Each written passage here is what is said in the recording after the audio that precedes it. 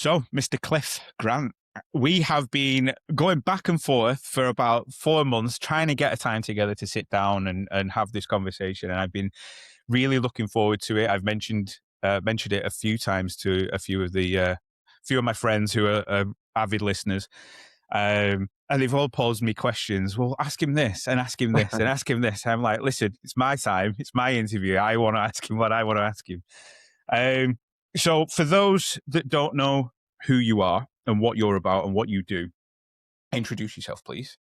Okay, so basically, I'm just a normal guy. I live in Belfast now. That's why we've taken so long to hook up because I've Yeah. been moving house and I've got stuff everywhere.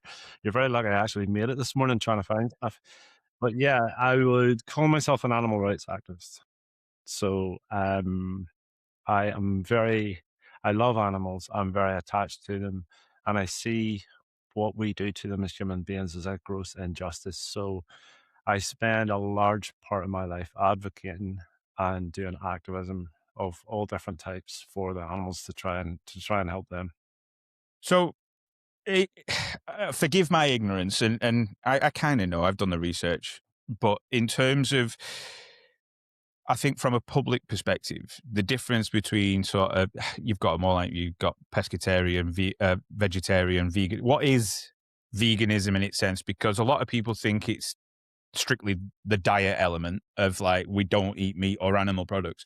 But I know this, but for people at home, what is the sort of definition of veganism? Why is it that sort of step bit further than vegetarian? Okay, so there are, if you asked 100 different people, you might get 100 different answers. But the original definition of veganism is a position against the use and commodification of other animals. So we're against using them as food, as clothing. We're against using them for experimentation, for cosmetics and drugs and whatever. We're against using them in sport, entertainment, hunting, all those things. We're against it all. We just see it as a gross injustice. And yeah, that's basically what veganism is. Obviously, the misconception that it's a step further than vegetarian, which is when I first found out about it a long time ago, I thought it was an extreme diet as well. Um, but yeah, it's a position against the use. It's an anti-slavery movement, believe it or not, to put it Well, simply. Yeah. yeah, I can see.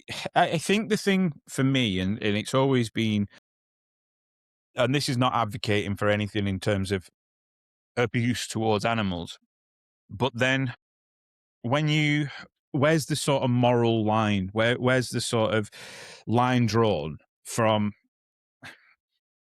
It's almost to the opposite end for a human scale. Is like, because we can, we will, uh, and it's, I'm not saying that I've got my own bulldog.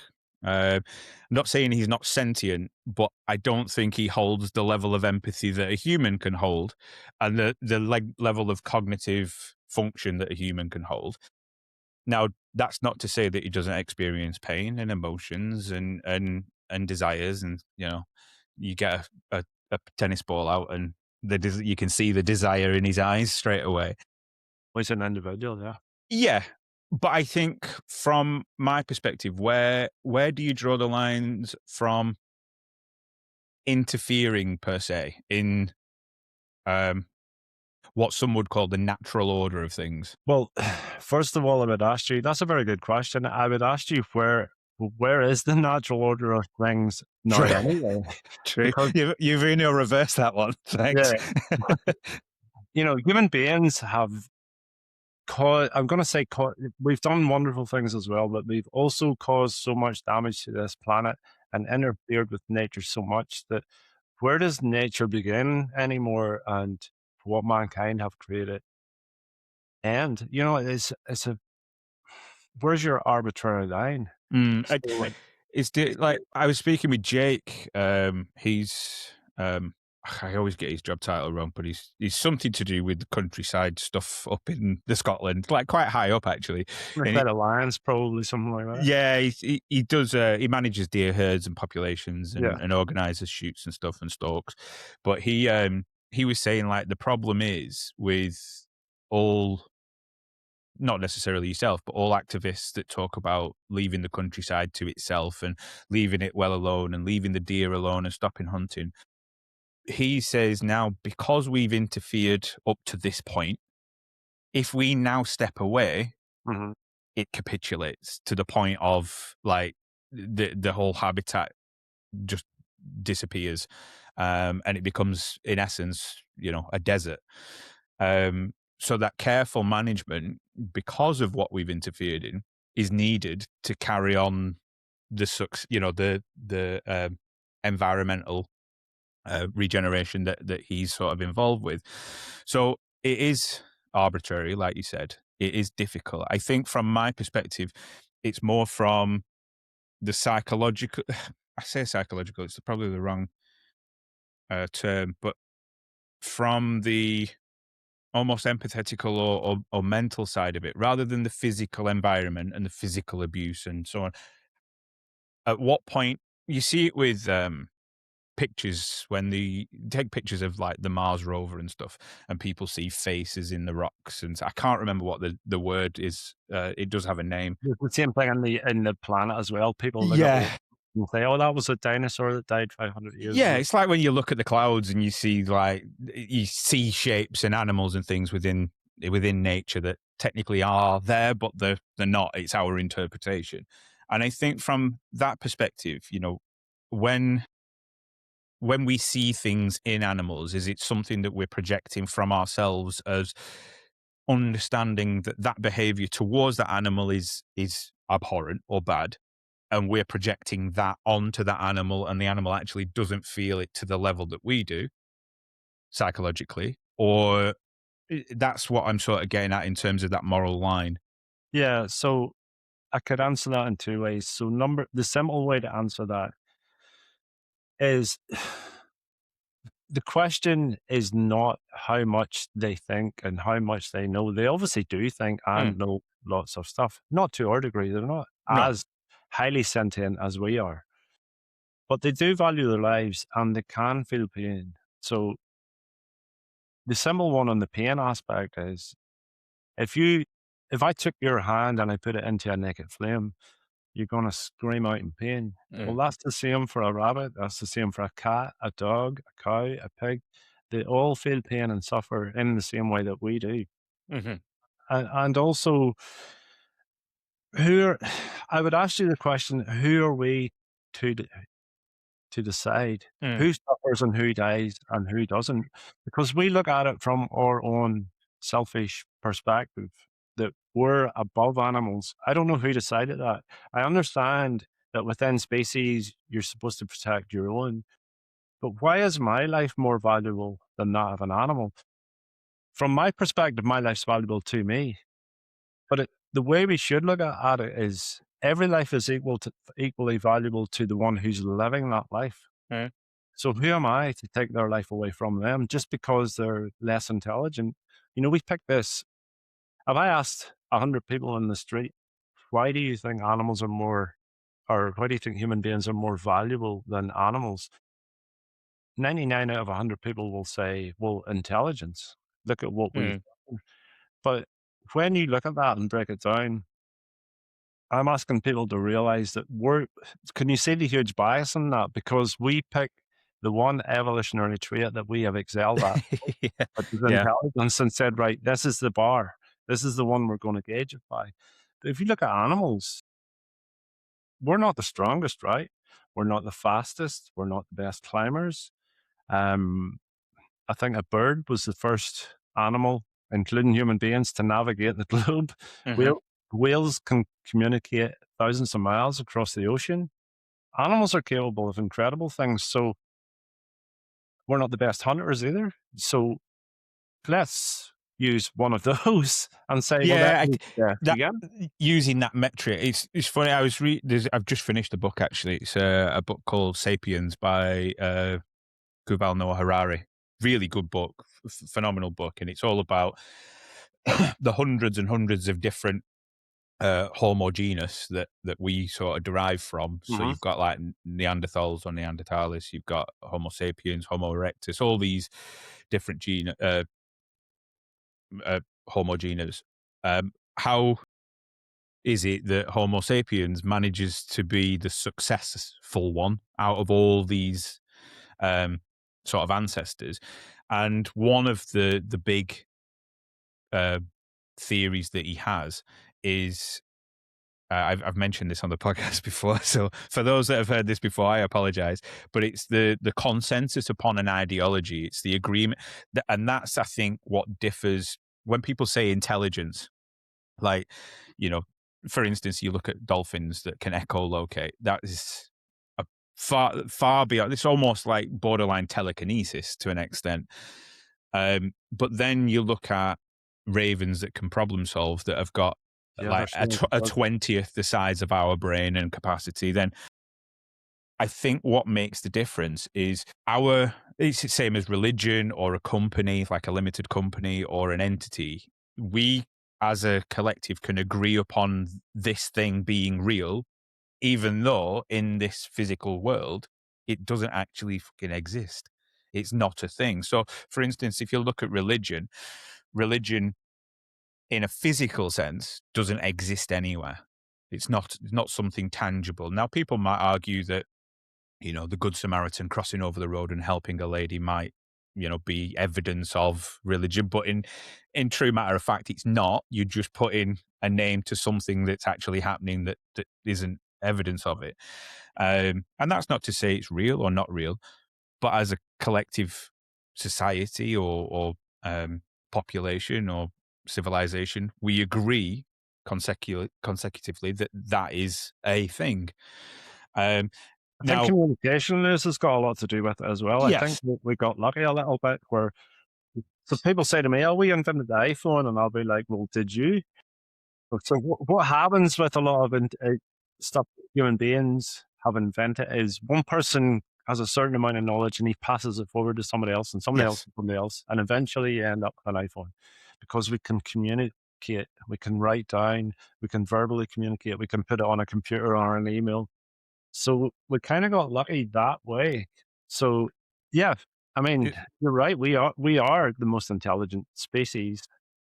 But I don't. That's my entire argument. I don't but think that's enough to but persecute yeah, them. does that grant you divine power over every other species when we're not the fastest, strongest? We can't fly, we can't breathe underwater, we can't do this. I understand that point.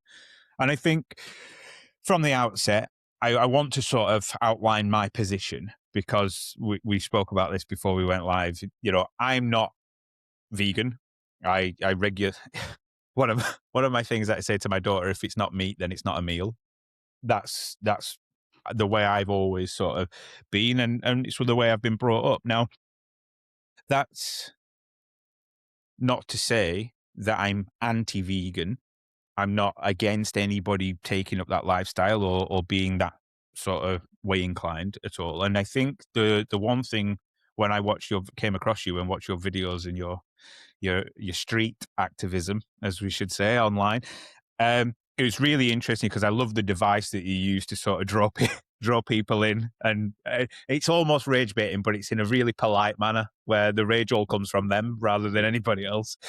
And I saw it, and I've seen a couple of other activists within sort of vegan activism, and the problem that I see, or the thing that I sort of take umbrage with, is I understand regarding the meat industry and how abhorrent it is. Anybody that's sort of seen any videos or been anywhere near an abattoir or even in one of the chicken farms. I mean, my breath was taken away when I went to see a chicken farm for a job. It was unbelievable, like 50,000 chickens in a shed that 10 meters outside the shed you can't hear a thing, Yeah, and then you walk in and and they're it's everywhere, man. Too. That's the thing. oh, it's unbelievable. You wouldn't believe it was there. Um, but I think demonizing people that eat meat, or what seems from the outside in to chastise and demonize people that eat meat, is, from my perspective, the wrong way to go about it. And the reason why I think about it is I agree with you on terms of the fact that the meat industry is ultimately abuse on an industrial scale. Um, I don't think demonizing and stopping eating meat would change that uh, that sort of industry. I don't think it would stop it. I don't think it would cease to be. I think providing alternative methods and alternative lifestyles, not necessarily plant based, but alternative ways of thinking and alternative methods of farming or whatever, or even culling to an extent. I think that is um, the better avenue to go down. That's what would probably resonate with myself. You know, one of my big dreams is to own my own, 15 acres, have my own livestock, grow my own vegetables, um, have my own fish, and so on and so forth, and completely live in what I would call harmony with the land. And I think that's where we struggle as humans, is we are completely out of sync and out of harmony with our ecosystem, our food system, our food pyramid. It's just, we see a nice juicy red steak in a supermarket wrapped in plastic, which annoys the hell out of me. Um, which in essence, anybody that knows, shouldn't actually be red. It should be towards grey if it was actual meat. And they don't liken that or link that to a cow in a field Of course, that's because you're that's taught not to.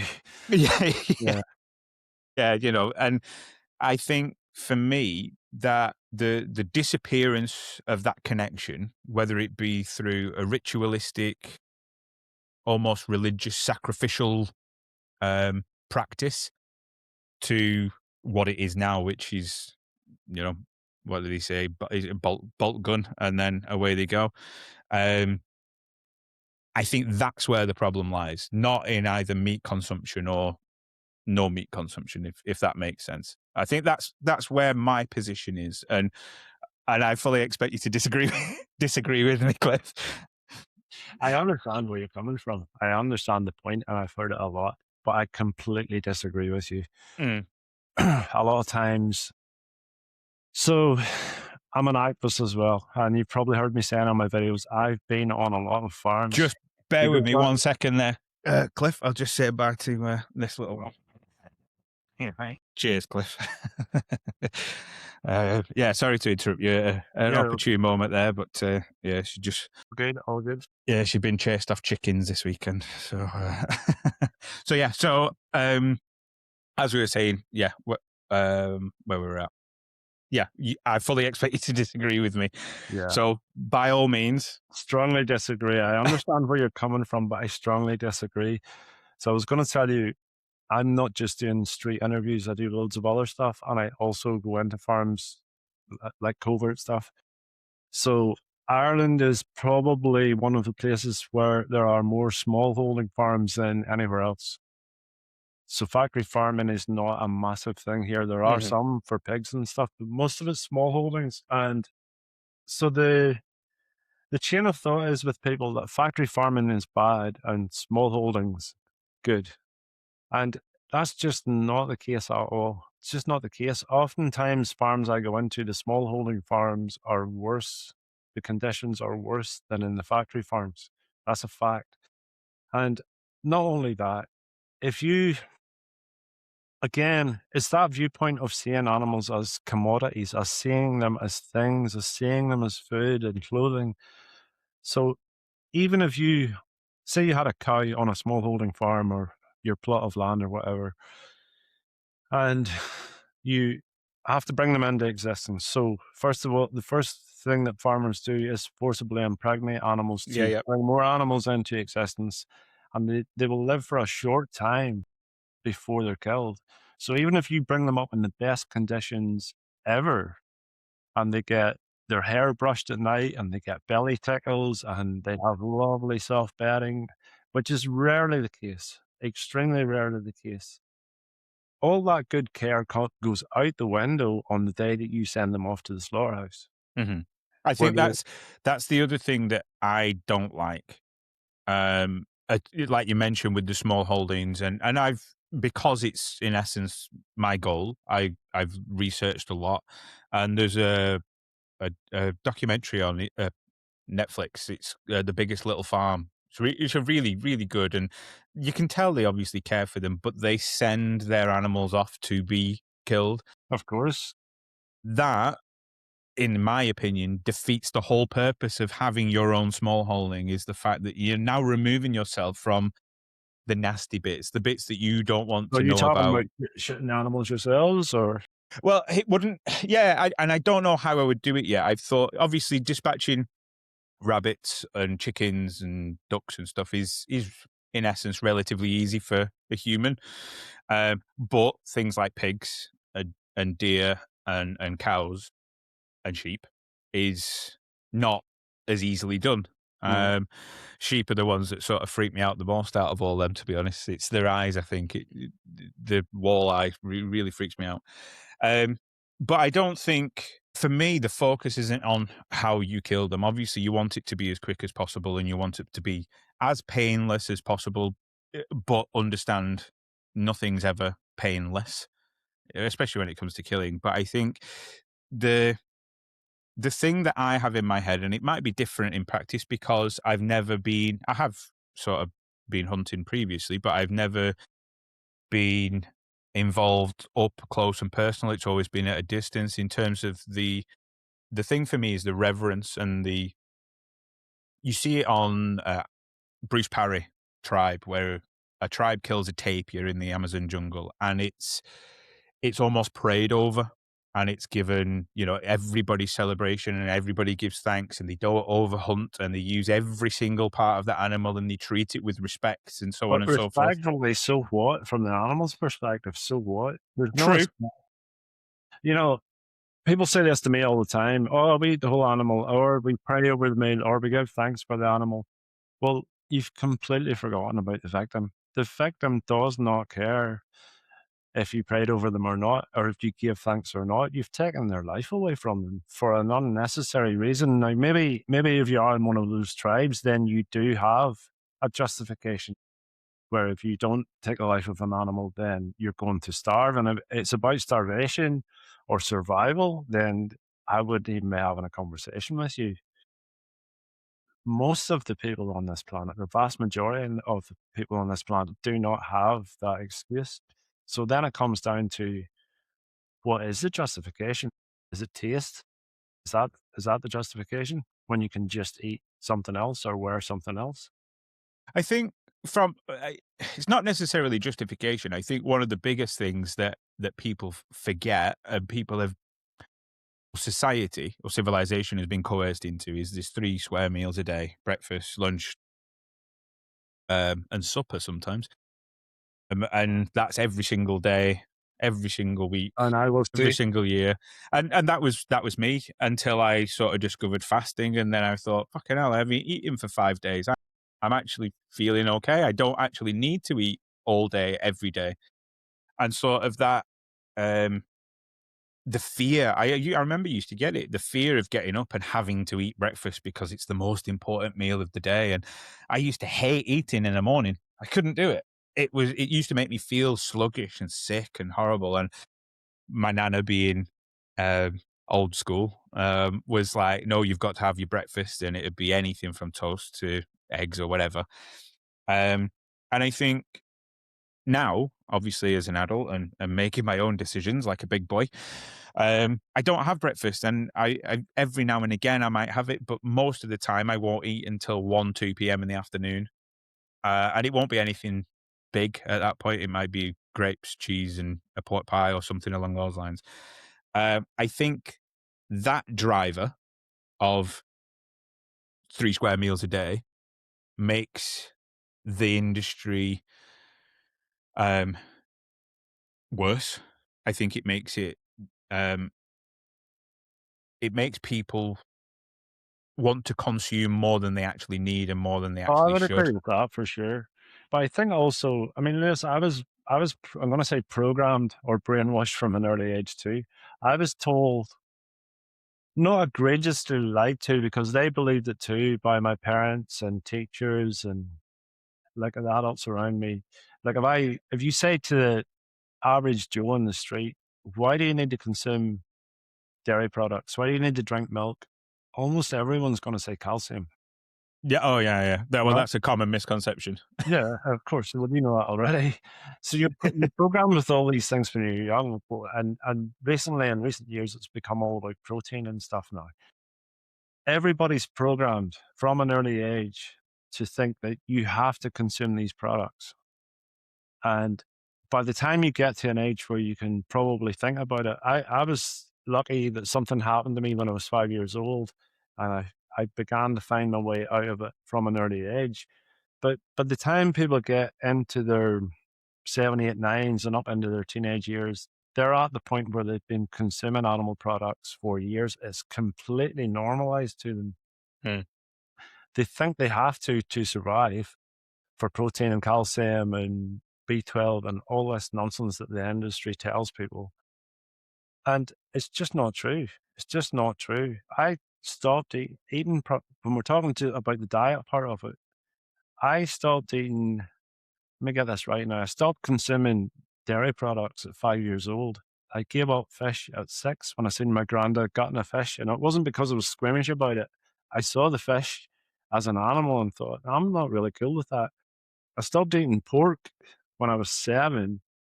I didn't even know what it was, and that's the truth. I remember saying to my mum, "You see that pink meat? I'm not eating that anymore," and she was fine with it.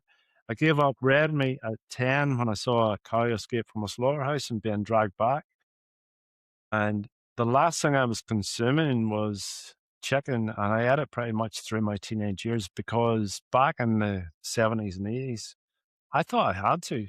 I was Hmm. thought that I had to. And then when I got to 19, I realized I didn't have to. And I stopped consuming all animal products when I was 19 years old. I'm 58 now. And for most of my life, I surfed and traveled around. I was cycling to a high level. When I say cycling, I mean competitively cycling, a Hmm. road cyclist. And I ended up being, so there's different levels of cycling. I was cycling at a really high level. I was the oldest person in the bunch. Like I was still competing at a high level when I was 50 years old on a plant-based diet. I think that's I get that now. I'm not competing at high level anymore. Yeah. But with protein powders and stuff, most people don't understand what whey protein is at all. It's a And it's a waste product. It was a waste yeah, product years ago from the dairy industry, and then they find a way to sell it to ultimately, people. let's get to the nitty-gritty of it. When they press cheese and they get curds and whey is the scum that's on Mhm. top of the water when they Yeah, get the curds to make the cheese. So yeah. that scummy water that they would generally just They used to throw dump it. away, They yeah. used to dump it. What they do now is they dry it out and sell it to you for Mhm, £50 a tub. mhm. It's called, they call it in the trade, and let me get the 3 right. Is it a lightweight, shippable, consumable product? Yeah, It it's used to be disgusting. waste, and somebody in the industry thought, "Wait a minute, we can sell this to suckers for Yeah. 50 quid a tub." Well, it's the same as all the seed oils that they use, rapeseed oil and stuff. It's all just waste product. Now, I found that out and I started consuming pea protein instead, which is 10 times better for my gut. I don't get as bloated with it, and I get the same amount of protein, or the protein that my body needs. I think um, that education and that connection with the foods we eat is more than half the battle. And I try with my daughter who's 10. I try to explain to her exactly. It's one of the worst ones is pork, like you said, because as soon as you say pork to a child, they don't think pig because you're not saying pig. You're saying pork. It's the same with venison. You say venison, people don't think Bambi. They And think, do you what's think it's venison? funny, a lot of non-vegans that I speak to when you talk about lamb, this happens all the time to me, and they'll go, "I don't eat lamb." And I genuinely think it's because lamb is called lamb, it's called what it is, a baby sheep, Well, you know what's and funny is people make that connection that is the only meat that my daughter won't eat. because it's a She, lamb. Yeah. well, I don't know. I haven't asked her specifically, but she's made the decision that she will eat most things, but she does not want to eat lamb. And I'm convinced from thousands of conversations over the years that that's why, because Mm. people associate it. So when you talked earlier about going into the supermarket and you pick up your little pack of plastic with meat in it, Yeah. all you're seeing is a product. You're not seeing that as what used to be part of an individual who Mm. died in the most egregious fashion possible. You don't see any of that. You just pick up a product that you've always picked up, you throw it in your basket, you bring it home and cook it. But when you pick up lamb, you are faced with the fact that this was a lamb. This Mm. lamb was, spring lamb in the UK is 14 to 16 weeks old when they sent to the slaughterhouse. So people are like, oh, wee lambs springing around the fields in a couple of months' time from now. They get 14 to 16 weeks, and then their lives are taken from them. Somebody pulls a knife across their throat. So And I think that's the thing that doesn't sit right with me. And don't get me wrong, it doesn't, in essence, stop me buying meat. It doesn't stop. It does make me think twice about where I get my meat from, and where a butcher's is generally where I go. But I'm still aware that butchers and supermarkets generally use the same abattoirs and the same of course they do. slaughterhouses anyway.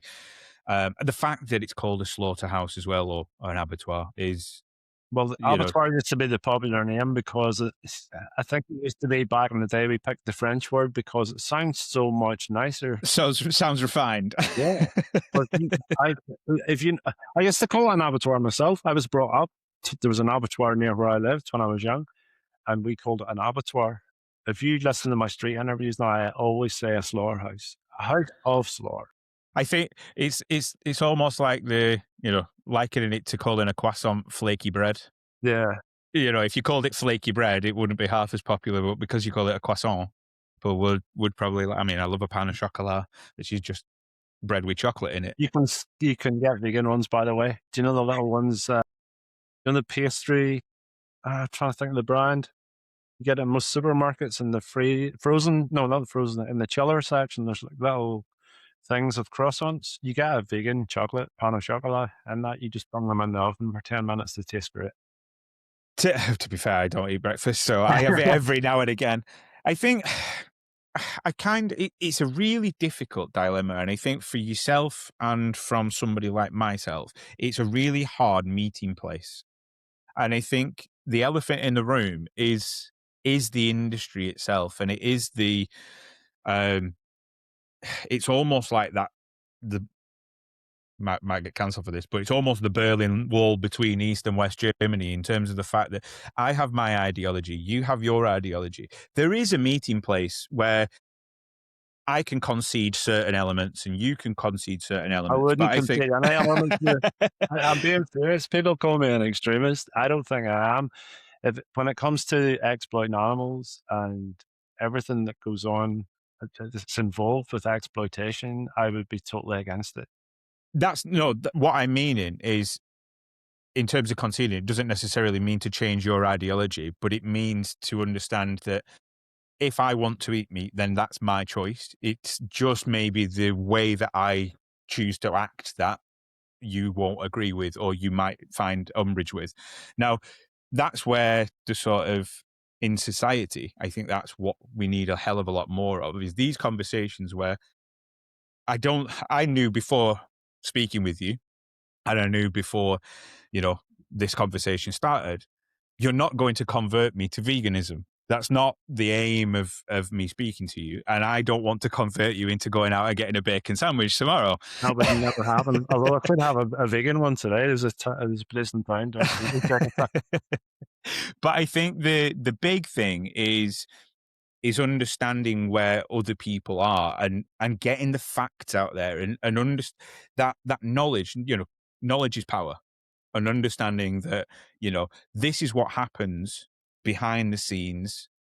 I've seen the videos, I've done the research of when they take the wagons to these slaughterhouses, and it is harrowing. You see them on the motorway, everybody drives past them every single day when they're on the motorway and they're looking out the side.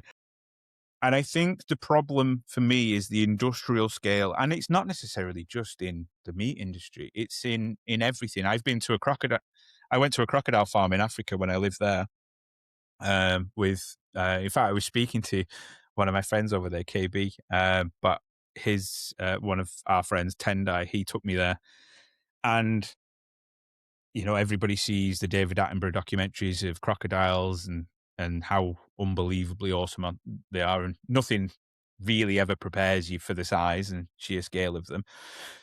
But I went to this crocodile farm and they're used for meat and skins. And there's 3-year-olds, 5-year-olds, and 7-year-olds packed into concrete sort of um, troughs with a little bit of water. And there might be 50, 60 crocodiles in one area that's, not much bigger than my lounge. And I think that element of I've understood that that's what happens when you see crocodile skin belts or crocodile skin shoes or crocodile skin handbags or whatever it may be. I know for a fact I can now make a conscious decision whether I choose to consume and choose to buy a crocodile skin pair of cowboy boots. I at least now know that's where it comes from, most likely. Whereas most people that go walking Most down, people don't know. yeah, Most walking people down don't know. Broadway or in London or down Belfast with a crocodile skin belt, they have no fucking clue that it's come I'm from far less somewhere like with it that. there most of the time, man. But that's why I spend my time. I believe education is key. So Yeah. I don't just do my street activism and my other stuff. I also do school talks and Mm, university talks. I've been in multiple high schools. I've done a talk in Queen's University here, and I try to educate people. I cannot reach everybody. Some mm, people, some people genuinely do not care. And to be honest with you, I've got to the point where I don't waste my time with people who don't care. Why would I argue with somebody who's not going to get it or never going to get it? So you will see me in my street activism. Times. I only have a limited time period when I'm on the street, maybe 3 or 4 hours, and I'm not going to waste my time arguing with somebody for an hour who just wants to argue. So I tend to spend my time. I'm not seeking out people who agree with me. I'm seeking out mm. people who genuinely care about animals and do not know what these animals are going through. Um, I mean, there's so many points you've made, man, I want to touch on. So the first thing is a lot of the stuff you were talking about is welfareism, and that's why I introduced myself as a rights activist, because welfareism is about the treatment of animals. So we still see them as slaves and commodities, but let's treat them better. Mm. Let's give them better bedding. Let's give them better food. Let's give them a bit of land to live on until we kill them. And I see that as an oppositional position to the position I hold, which is rights. My position is not let's have slaves, but let's keep them better. My position is let's not have slaves at all. We Mm, don't need to be having animals as slaves and as commodities for us. So that was number one. Number two, on the education thing, there are a raft of people out there who do not know, from all ages, who have been brought up to think. If you think about the images you see when you're young, when you're talking about animal products, it's always happy meals and laughing cows, and animals are always singing and dancing their way to the slaughterhouse. They're always happy. I've been on the farms. I've been on many, many, many farms, and it's just not the case. It's just mm, not the case at all. The animals, for the most part, are living in miserable conditions. I'll give you one example, actually. So people talk about grass-fed cows, okay? Grass-fed.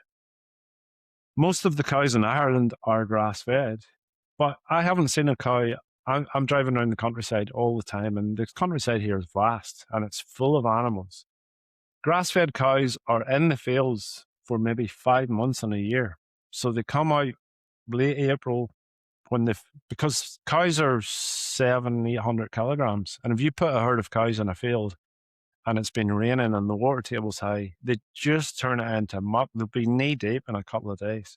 So they're all inside over the wintertime, standing in a cold barn. They'll be out from April, May, June, July, August, maybe part of September. It starts to rain again, the sunshine goes away, and guess where they go? Back inside, back into a cold barn, standing with like 200 other cows on concrete floors It's full of their shit and urine, and they're fed what we call silage here. It's grass that's been cut from the fields. Yeah, yeah. Yeah, and they feed it to them. So grass fed is a myth, really. Well, Most of it's the same with the whole. I know this from my own research in terms of the free range chicken. a Um, load of crap, man. it's not when people see free range chicken, as I used to do. I used to think, you see, is it bed knobs and broomsticks where the chickens are running around and they've just got free roam of the place, and then I know, but then they go, and what the farmer does is he gets up every morning and goes hunting in the field for the eggs. That's not free range So, at all. can I tell people actually the difference between a free range barn and a battery cage barn? Most farms now, by the way, when you're buying either or, you're still paying the same farmer because most farms here have two barns. Hmm. This one's the normal one with the cages. So the birds are in 68 birds a cage. They're standing on wire. The pains they get, man, it's just, I don't, if you've been in a place like that, unbelievable. It's so bad. I can't believe people treat animals in that way. The sound is the thing that will stay with me. Yeah. Terrible, Like man. it, I've been to concerts. I've stood next to speakers at raves, and it's still not as loud as walking Yeah. through that into that chicken Yeah. barn. Well, if you go into the free range barn, so most of the barns here, there's I think 4,000 is the maximum number of birds.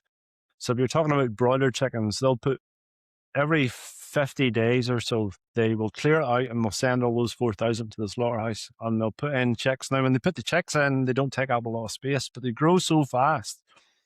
After 2 or 3 weeks, the birds are much bigger, and I think each one is allowed something like an A4 page of space. When you go into that supposedly free range barn, there's 4,000 birds in there. They are tail to nose to tail.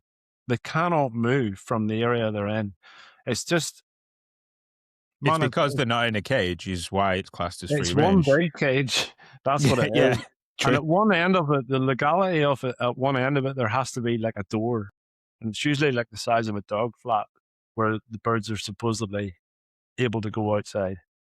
Most of those birds, 3,995 of those birds, never know that door exists. There's a few will come out that are in that area. Most of those birds never see outside, never. They've been bred to grow so rapidly. They're like 48 days to go to the slaughterhouse mostly. Um, they put on so much weight around their chest. Obviously, we want to eat chicken breast, so they put on so much weight here. Their legs can't support the weight. They fall and never get up. Most of them, they're standing. I would describe it as almost like a cat litter type substance they Mm. put down before they put them in. It's full of their shit and full of their urine. And so when their legs collapse, they're lying in that, and the urine like burns them. And A so lot of when you them don't have feathers. Yeah, so when you see them coming into the slaughterhouse, if you pass one of the trucks, loads of them have their feathers are off, their skin's red raw. Man, it's just freaking terrible. And I think And that's free range. that's the that's the sort of reality that most people don't see, or most people, I say, maybe don't want to see, and are quite conveniently, it's quite funny. I have an evening when my brain goes at 6,000 miles an hour, and I think, oh, I need to sort of try and wind down, and it just ends up speeding up. I think about in terms of history, um, you know, I think the last French execution or guillotine was like 1950, 50 odd. And if you think that it would almost be weird now for that to come back and it be a spectacle where people would want to go and see. I don't want to see any, regardless of who, I don't want to see anybody have their head cut off by a guillotine and blood spattered everywhere. But it used to be sort of the cornerstone of public entertainment was public hangings, executions, beheadings, and so on and so forth. I think from that aspect, and even now, obviously you've got the death penalty in America in some states. and it's not the spectacle it used to be. People want it, but they don't want it's got to be done behind closed doors. We don't want to see it. And I think, I when I was thinking about that the other night, I was thinking, I wonder if that's sort of a similar position people are taking when it comes to meat consumption and eating meat. That yes, they want to do it. Yes, they want whatever benefits it gives them or whatever satisfaction it gives them, but they don't want the nitty gritty horrible Of course they don't. connotations with it. And I think that's the difficult. You can go down the history, and I wouldn't necessarily insult your intelligence and talk about humans being omnivores and stuff because you know humans were never actually, we never used to walk upright, but now we walk upright, and we used to be omnivores, and now we can be either vegetarians or vegans or I'm glad or you said that because a lot of people think that omnivore means that you need both. you But can't. I, No, it's a selection. You're able yeah, to. There's a yeah, difference. yep.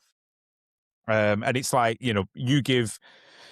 Yeah, but you see it now with the dogs. Like I know my missus gives our dog blueberries because they're like antioxidants and stuff, and he actually likes them, and he loves a Uh-huh. carrot My as well. my dog died last year, but he ate a plant-based diet, and he was up until he died, like, he lived a long time, healthy as a flea. So dogs actually are omnivores too, and they can survive on either or. I just think sometimes the emphasis, the fear for me is, or the thought process for me is like, right, let's say that your ideology or the vegan ideology is successful and it's adopted by every single government worldwide. One, is it sustainable? And two, what what does that look like? Because currently, as it stands, there's approximately 80 billion animals slaughtered worldwide on a yearly. It's up to 92 now. Is it? That's land animals. I mean, 3 trillion fish every either day. or. 80 to 92 is it's neither here nor there when you're talking about billions, because Unfathomable number, like, people don't understand how much a billion is in comparison to a million a lot of the time. It's one lesson that I keep on instilling into my daughter is, when you talk about millionaires and billionaires look at millionaires like millionaires look at us. Is £1 million to a billionaire is like a £10 note. yeah, It's the nothing. numbers, astronomical numbers. So when you're talking, like you just mentioned, 92 billion land animals, like you mentioned, worldwide, if that gets stopped tomorrow, what happens to these animals? Because ultimately that's the dilemma, that because we've bred these animals for that purpose, that wouldn't necessarily be the case if they were free roaming and wild. What's So, the so solution to that? let me answer quickly the first point you made, and then I'll answer the second point. So, is it sustainable? So there was a study done by a guy called Joseph Poor. He's an Oxford University guy. Joseph Poore, for anybody who wants to look it up. This was published in the Science Journal. So he put his team together, and now I may be slightly out in these figures because I don't have everything to hand. He did a study over a 4-year period, and he looked at something like 40,000 farms worldwide, and they were looking about sustainability and all the effects it has on the ecosystems and everything else. So at the end of the study, the conclusion was that if everybody was eating a plant-based diet, we could use, on planet Earth, we could use up to 70% less ground and still feed the planet easily. And so this guy who published this study wasn't vegan at the start of his study, and then at the end of the study, he was vegan because he looked at the findings that they had brought in and thought, well, these are the facts, and how can I argue against my own facts? So I can't look at that and continue to support these industries. So he's now vegan himself. I think It, that's the thing with you mentioned it, but supporting the industries, and yeah, I think that's the problem. That's I don't like supporting industry, yeah. regardless of what it is. Well, To be honest, man, it's basic. It's basic money and numbers mm. and mathematics. It's supply and demand. So that's just exactly how it works. When we buy the product, then they will supply the product. When you abstain and remove, and enough people do that, then less of the product gets gets made, you know? Another point he made was, what was the other point he made? Just remind me. Oh yeah, what about the animals? Mm. So people ask me that all the time. What's going to happen to all these animals if everybody goes vegan overnight? And people used to ask me that when I first started doing activism, and I was like, shit, I know there's an answer to this. There has to be, but we just don't know what it is. Like, our chicken's going to take over the world. Here's the answer: the world's not going to go vegan overnight. That is not going to No, happen. I know it's hypothetical. Right? It's a hypothetical. But there is a shift towards plant-based eating and towards veganism for sure, for sure. And as more and more people go vegan, then the demand for animal products will decline, and they will simply make less animal products. These animals are being bred into existence to satisfy the demand. So farmers will just breed less and less animals into existence until the point where they're not bringing any animals into existence at all. And hopefully everybody's using plant-based products. That's what's going to happen. It's not going to be like everybody's vegan tomorrow and now we have billions of cows and billions of chickens and billions of sheep. I get that. I suppose it was probably a flippant hypothetical No, question to no, put to you. man, it's not, because loads of people ask me the same question. But I think the concern for me is if, as you've already cited, in terms of as an industry, if there's no value to that animal anymore because it's surplus to requirement, it doesn't make me any money, then it's almost it's being cruel towards that animal because it won't be looked after, it might not be fed, it might be neglected even more so. And I know it's obviously you look at the greater good and so on and so forth, but I think that That's one thing I'm strongly against, by the way, when you say the greater good here. There's two different schools of thought. There's utilitarianism, which is the greater good.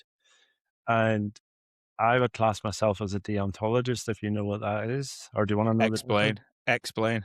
Okay. So, as an animal rights activist, I am against utility, because utility will always lead you to violating the rights of somebody else.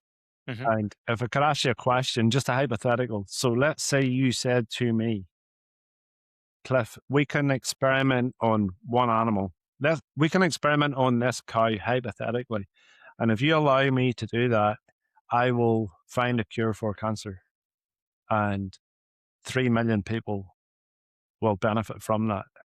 Well, a utilitarian will say, yeah, go ahead. You can violate that individual's rights because this is the greater good. Hmm. Okay. I'm a deontologist. So deontology looks at the root and the core. And the root for me is, I'm pro bodily autonomy. Okay. So my body is my body, and nobody has the right to violate my body without consent. Animals cannot give consent. So if you said to me, can I violate the rights of that individual so that somebody else can benefit? It may seem like an extreme position, but I don't care who or how many people stand to benefit from that. I'd say no. It's not right. It's carrying forward the negative rights that we give to human beings. You have bodily autonomy. You have the right over your own body. You have the right to say no.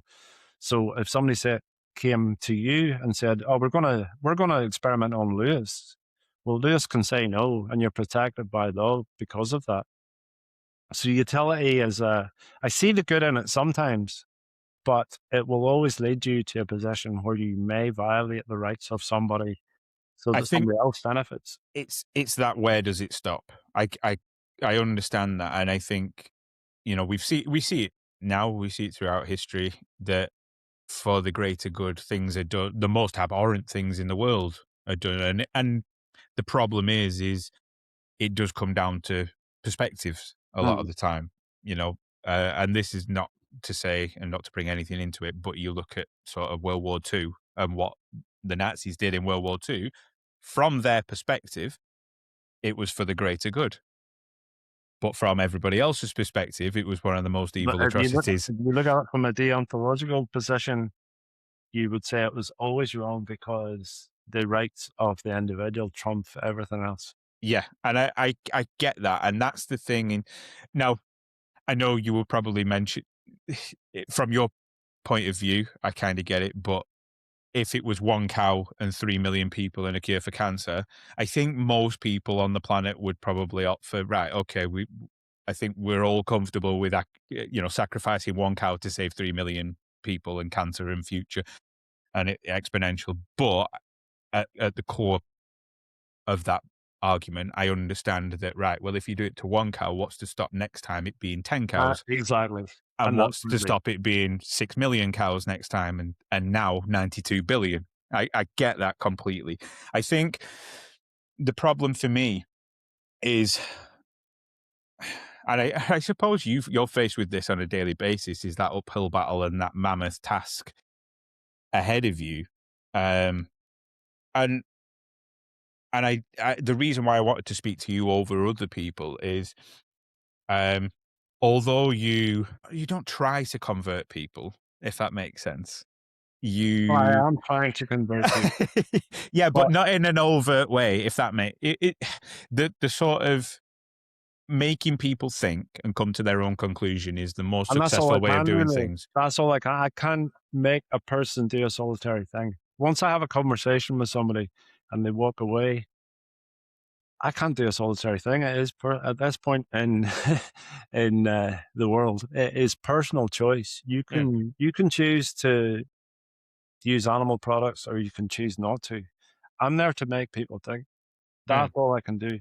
I'm there to. I used to go home and it used to bother me a lot. I used to talk to people and think, I wonder did that person go vegan? I wonder are they still buying animal products? And it used to bother me. And now I don't do that. Once the person walks away, that's it, done for me. But as you know, I am filming my conversations on the street and I put them on Instagram.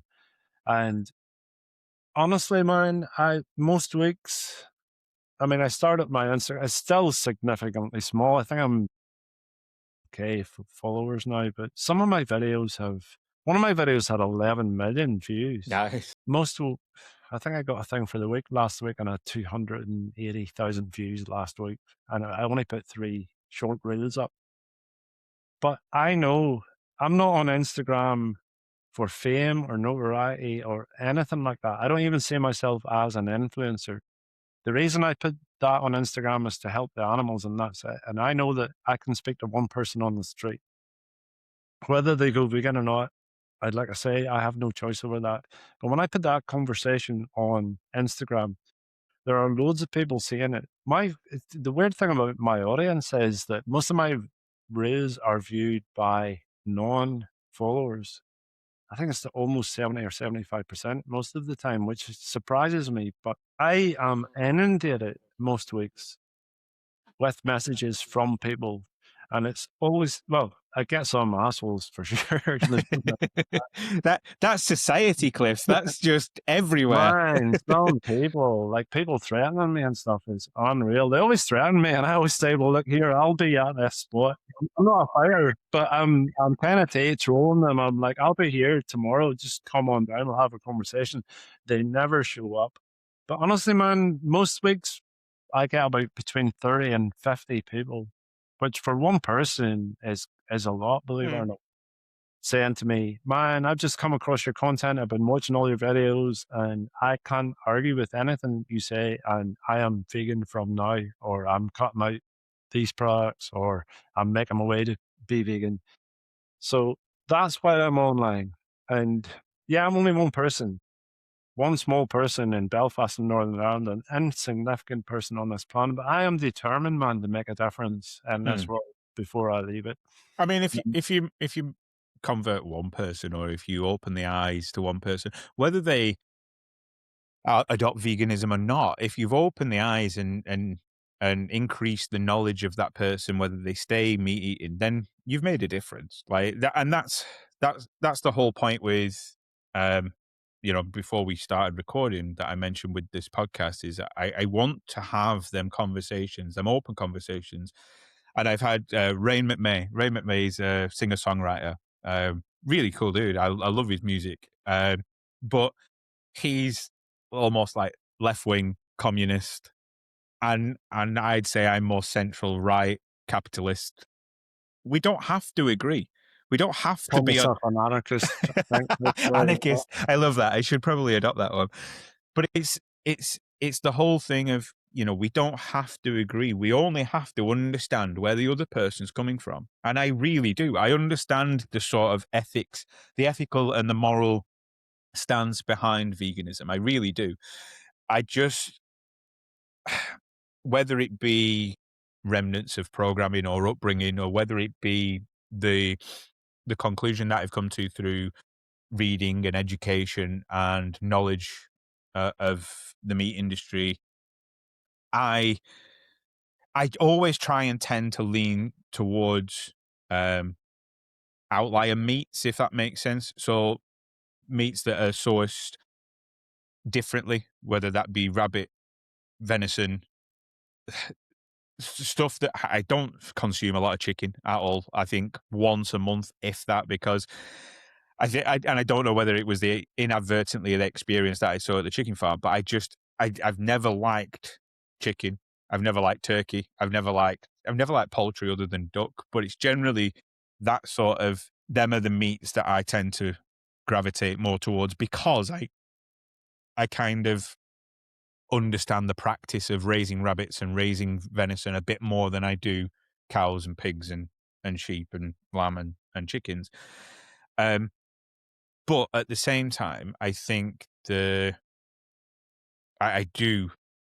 I mean, oh, there's an Asda near here. Other supermarkets are available, and this has nothing to do with Asda, but there's an abattoir next to it, and I mean directly next door, and it stinks. It's hot. It is such a horrible place to be around. The smell is atrocious. If anybody's been or never been near one, um, Is you know, it Pilgrims or Moy Park or some of those?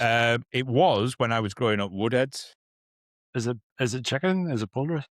Um, I don't. I think I'm not actually that sure. If I'm perfectly honest, it might be beef or it might be pork. But the smell is like, I've got. If I ever go there, which is very rare, I have to, when I park up the car, I have to hold my breath till I actually get in. I'm gonna guess that it's poultry because most of the poultry ones stink up to high heaven. Oh, Oh, wow, it's like, at rancid. certain days in the summertime, if you're near one, there are like, it's repulsive. It's really bad. It is. It's almost vomit bad. To Yeah, there's not much worse smells than that. But I think my problem is the sort of, I kind of try and get along with everybody, and it's the sort of coexistence of everybody. There's been a few vegan activists that I mentioned earlier that I've seen online that the and I felt it myself, of like, when I've wanted a conversation and when I've wanted the debate, or when I've wanted the sort of, right, well, this is my point of view, the pile on and the attack, and it then becomes personal. So kind of Um, powerful. I mean, I have strong opinions with this, very strong opinions, yeah, and I will do anything to protect animals. But I mean, I'm kind of lucky. I feel like most of the conversations I have are successful to a degree. I get my point across. Um, I realized a long time ago I can't force anybody to do a single thing. So I try to talk to people in a reasoned fashion most of the mm, time because there are some assholes out there. I try to yeah, talk to people where they're at, because if I talk to them above their head, I have to meet people where they're at. So my understanding of animal rights and all the things that happen in the industry are, it's not an ego thing. I mean, it's my life. So my yeah, understanding's up here and theirs is here. So I talk to them up here, it's going straight over their head. I have to come down to here and pull those people forward. I see it as a scale. If I could explain it to you, mm, when I start to talk to somebody, I see them on a scale of 1 to 10. If they're a 10, they're already vegan and they're already animal rights. And maybe somebody who's down here as a 1 would be a farmer who has a pig farm. And there's a sliding scale of people in between. There's people who love their pets. There's people who are vegetarian. There's people who are against zoos and circuses and maybe go to protests and stuff. So I want to bring myself down and talk to them and pull them forward towards my position. That's what I'm trying to do. I very, very rarely speak to anybody on the street who goes vegan on the spot. Mm, But if I can bring them forward, if they were a 3 on the day I speak to them, and I can get them up and give them a few more points and get them up to 6 or 7, and maybe some other day they're walking down the street and they bump into another activist, or they see a documentary on TV, or they drive past a slaughterhouse and see animals on a truck. Well, now they're up to 7 or 8, mm. and they're getting closer and closer to where I am. That's what I'm trying to do. I'm trying to drag them forward. So you mentioned zoos there, and I've had Chad Staples on the podcast earlier on. Was it back? I think it was before Christmas, yeah, or before New Year.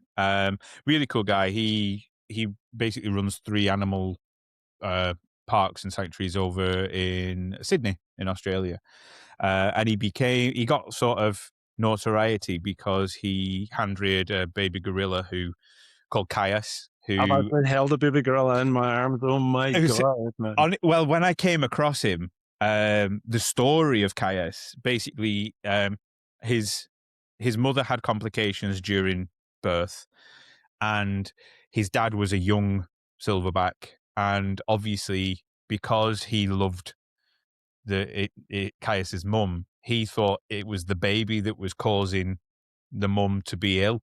Okay. So he kind of he grabbed hold of the baby to take it away from mum, and it took them like 16 hours to get this newborn gorilla from a silverback, basically, because you're not going in and demanding.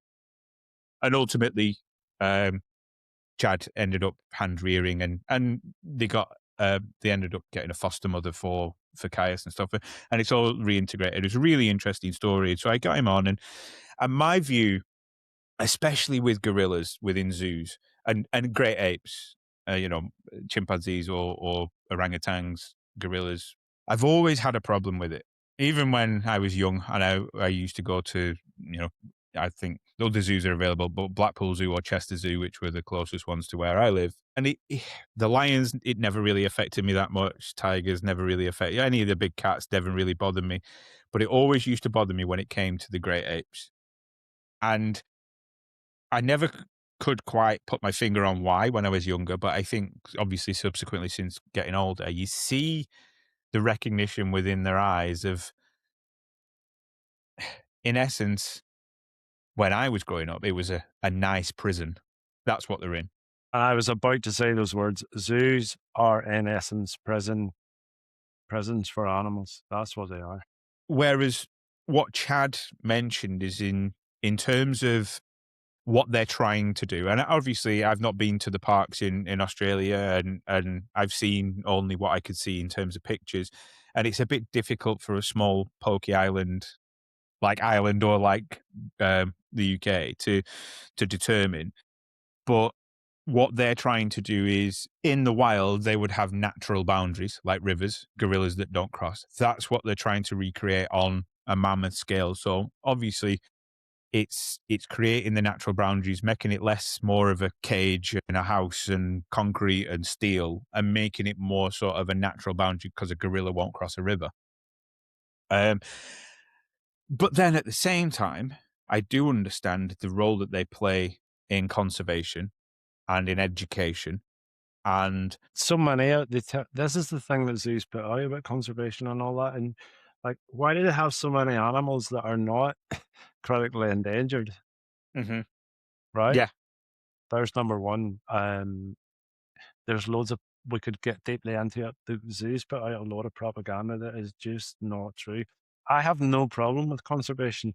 I have no problem with what you're talking about.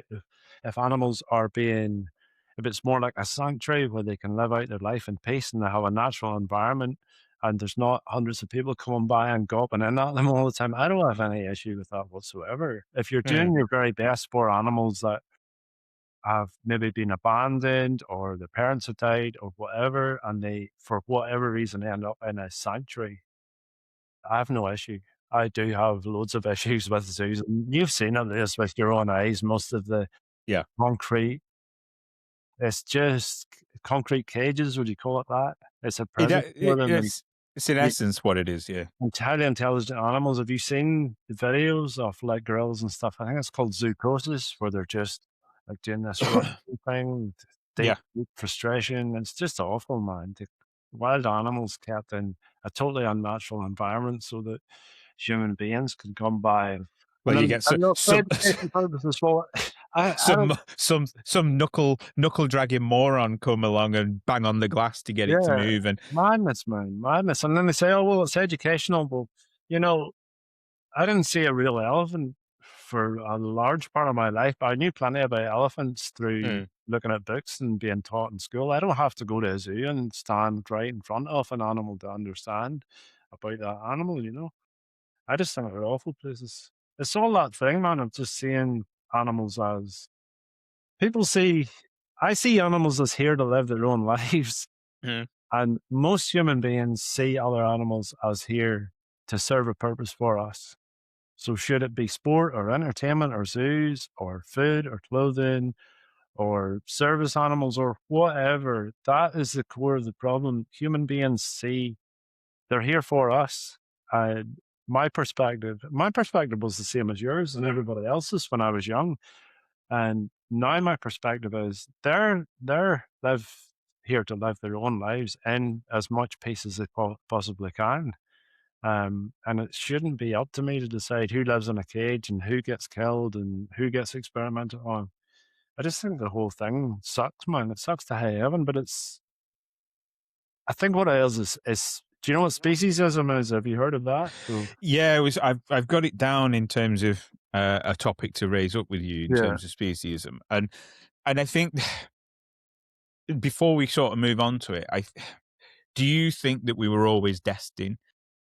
This was always the path that we were going to end up on. When you look at human history, all the way back to, there's movies like 10,000 BC where like they befriend a wolf and the first wolves were domesticated, and the even now the cars that we buy, even electric cars that we buy, are measured in horsepower, Mhm. and it's so ingrained within our society of like, as fast as a cheetah or as fast as you can jump as high as whatever. It's always, yeah. One of the best ones is like when you're watching the football commentary and he's like, he's away like a gazelle, and it's that sort of that animal likeness, or what do they call it, anthropomorphic, the that that's been ingrained throughout all civilization, all the way back to the Egyptians where you had, Anubis being the dog. Okay. And do you think this was always the end? I suppose it's not the end, but we were always going to get to this point where animals are looked less upon as a wild thing to be wary of, and more of ownership, like when we've got dogs and cats and horses and so on and so forth. I think it's a good question. When you said the end, I don't think it's the end because, yeah, the way are, human beings are selfish. And like I say, we see animals as here for us. I also think religion has played a large part in it. Mm, Most of the religions teach human beings that human beings are somehow different, that we were created in God's likeness and the other animals weren't. We have a soul and the other animals don't. All that stuff. I want people to realize that those things are claims that do not have any evidence. I'm not trying to take anybody's religion away from mm.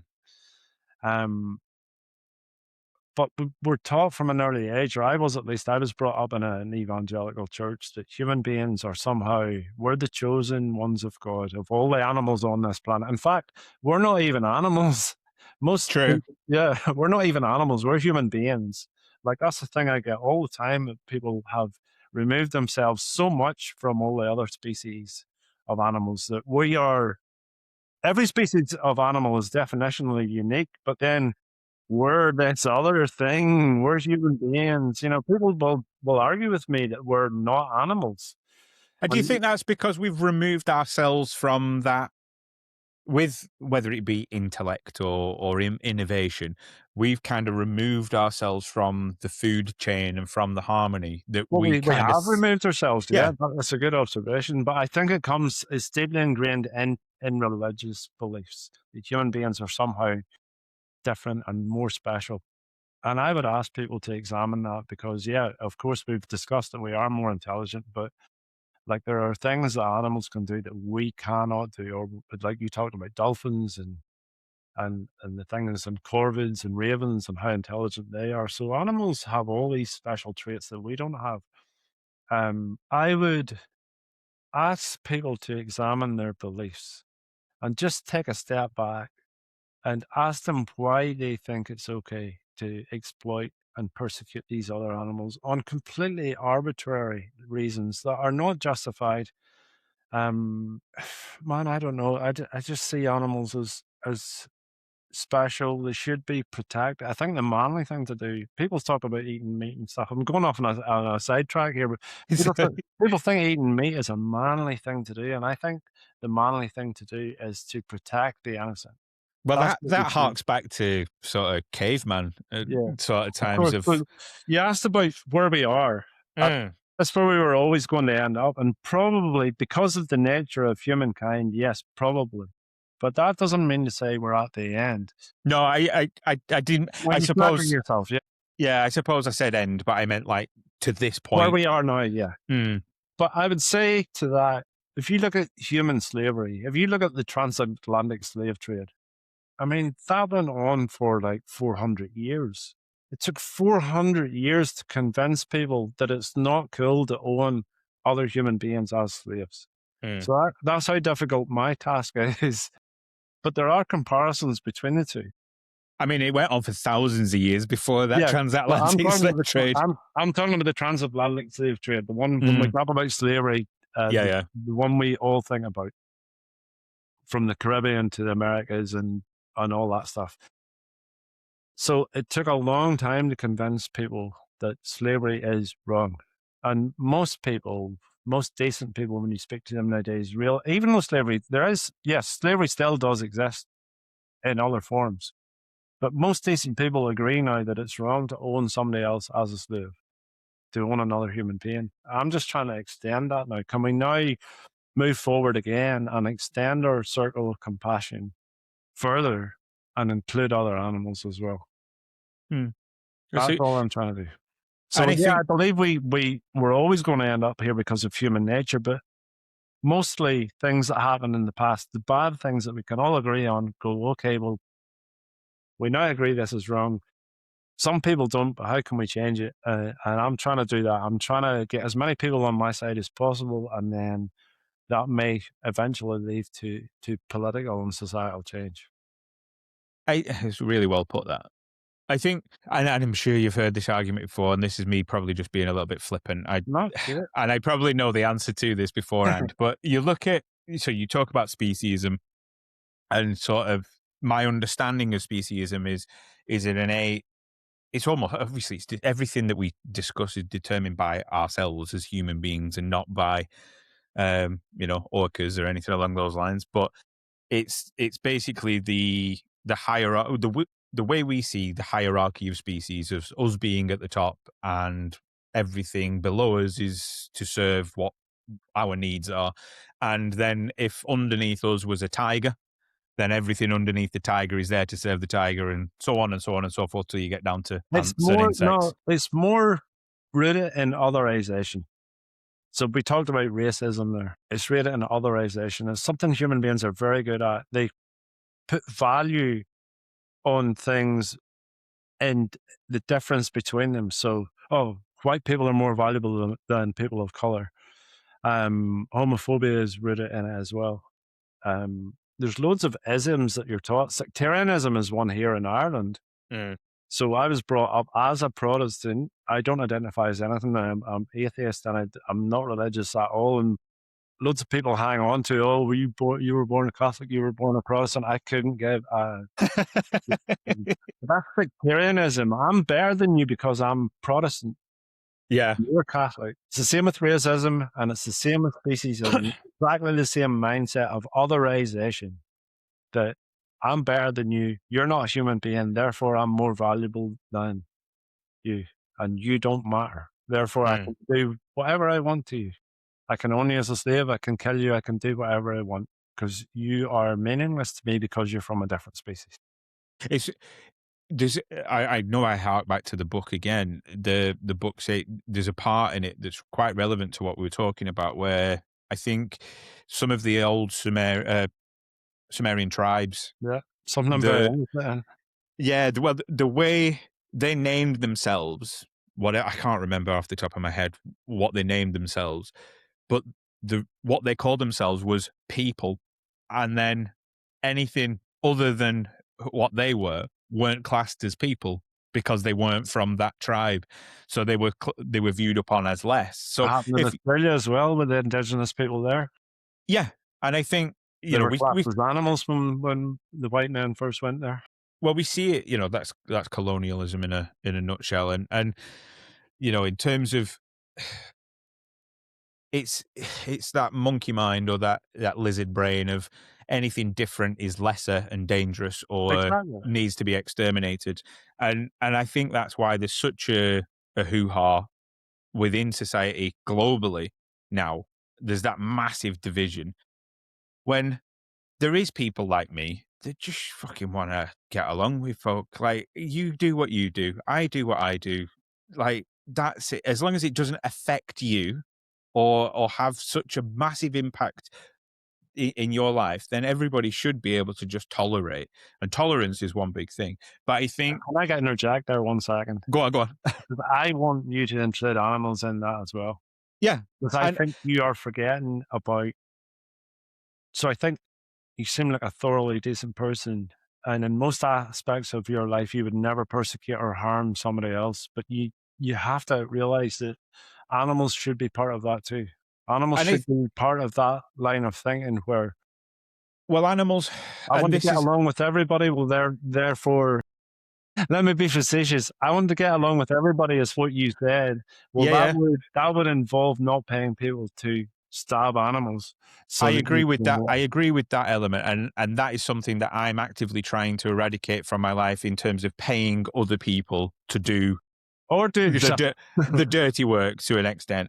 Yeah, But from my perspective, the everything needs to live in harmony. We need to live in harmony, one with our environment, one with our food chain, one with other people. And I think that that harmonious existence is something uh, great to strive for. It's something that everybody should want to be part of, whether that's through veganism or whether that's through being omnivore or carnivore or whatever it may be. If you can live in harmony with your environment, that is something that everybody should look to do. I think the problem arises when the sort of, like you mentioned, about demonization of the other because they're not part of your tribe. And I see that a lot with veganism towards somebody like me. Not necessarily yourself. I'm not saying yourself because that's why I wanted I to speak do. to you. I don't hate the individual. This I hate as a non-vegan. I hate what you do, but I also understand it as well because I used to do it too. Yeah. And I think that's the difference with yourself. And I think that's why you get a lot of traction with a lot of your videos and a lot of your discussions. And like, we've completely disagreed and different. We've come from different ends of the spectrum today, but it's not been uncivil. We're still able to have that conversation. And I think the problem that I've come across is before I met you, vegans that I've met previous to you have been so antagonistic towards me because I eat meat, where it's like, well, just all I'm asking for is I'm trying to understand your position. Just understand my position. I You don't so have to agree. those people. I mean, I feel the same frustration myself. I Hmm. care so deeply about animals. I feel it too. I just I understand where you're coming from. I don't accept. I genuinely do not accept. Like I put it this way, Lewis. If you were if you were on your bucolic little whatever you want to create little farm, right? And I was walking past and I seen you about to kill one of your animals, I would step in. I would 100% step in and do something about it. I've liberated animals. I have a criminal record for saving animals, and put it that way. I don't know if you want to use this or not, but I will physically step in to If I see somebody going to harm an animal, most people will do that if it's a dog or a cat or a horse, and you're in the street and somebody goes to kick a dog or something, you'll step in. I just take that a little bit further and do it to the other animals. So I don't accept your position at all. I want to be clear about that. Yeah, yeah. How I convey that to other people, I want you to, you may see that as an extreme position. Um, at the end of the day, I don't really care. Honestly, I don't really care. I want people to receive the message and understand it and think about it. I've had people who strongly disagree with me on the street, and 6 months later, I'll get a message from them saying, "Hey, I used to be a dick. I used to send you all these crap messages.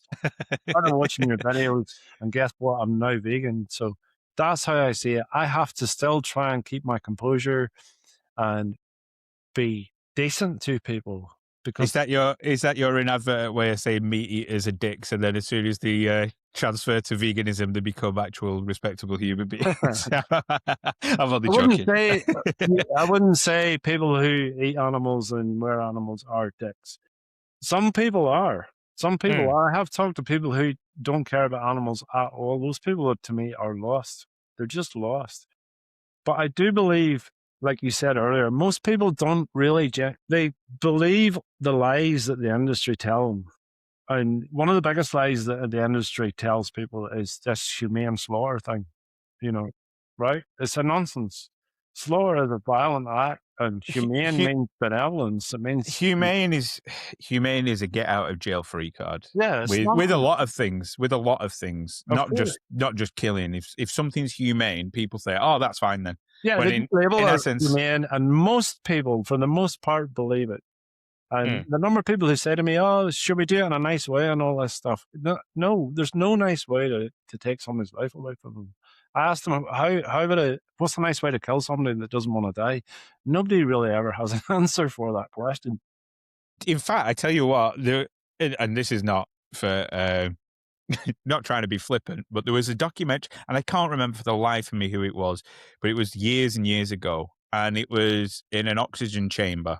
It's really interesting, um, and it was basically pumping 100% oxygen into this chamber, and they were in constant contact with this guy. It was done for an experiment. I think it was something to do with the death penalty and death row in the States, and basically they were saying if you don't press this button within the next 2 minutes, you're going to die.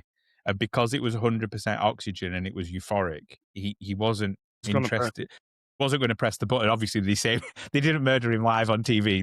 They saved him, but it was like it's always stuck with me because I've always thought, right, well, if that takes away, it's in essence oxygen. Is it a drug? 100% oxygen, maybe, but it's still something that we breathe in every day. If that's the case, then surely that's more humane, excuse the use of the word, than a bolt gun. More, you said more humane, but it's not humane. The text. How Let's say you're sleeping in your bed at night, right? And I come into your bedroom with a gun, and before you ever wake up, I shoot you straight through the head, and you die instantly. You could call that a humane killing. You didn't know anything about it. You didn't feel any pain, but it's not humane, Lewis, because I took your life away from you. That's the bottom line. So I get where you're coming from. So it's the humane element in terms of the action rather than the consequence. Mm. Yeah, Yeah, yeah. I But I understand. firmly believe, like I was saying, our meat eaters dicks. No, I don't think most people fully grasp and understand what they're actually paying for. Mm, I tell people all the time, there's a pig slaughterhouse. I've moved house now, as I was telling you.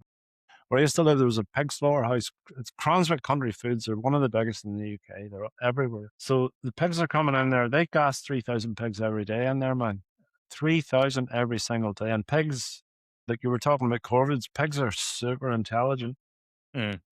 So it's human beings, dolphins and whales, I believe. Then it's corvids, and then pigs. Pigs are number 4, above primates and above dogs. Super intelligent. So they're coming in there in trucks, and the second they arrive on the trucks, they hear the screaming from the gas chamber inside. Diabolical. Absolutely diabolical. And those animals, even at that, I think that's the worst part of it, is watching how terrified those animals are. Mm. The Listen ones inside. They don't know they're going to be gassed. but they understand that that screaming means something bad's happening. Mm, Terrifying. Don't want to get off the trucks. A guy jumps on the truck with an electric prod and they force them inside and they are forced to stand in line until it's their turn to go into the gas chamber. Man, it's at 6 months old. That's the age mm. these pigs are when they go in there. And So I I believe think, if I could take the average person on the street to that place and say, stand here and watch what these animals are going through so you can eat a bacon sandwich for your lunch, I would I would bet my bottom dollar their perspective they may or may not go vegan, but their perspective would be entirely different. and do you think,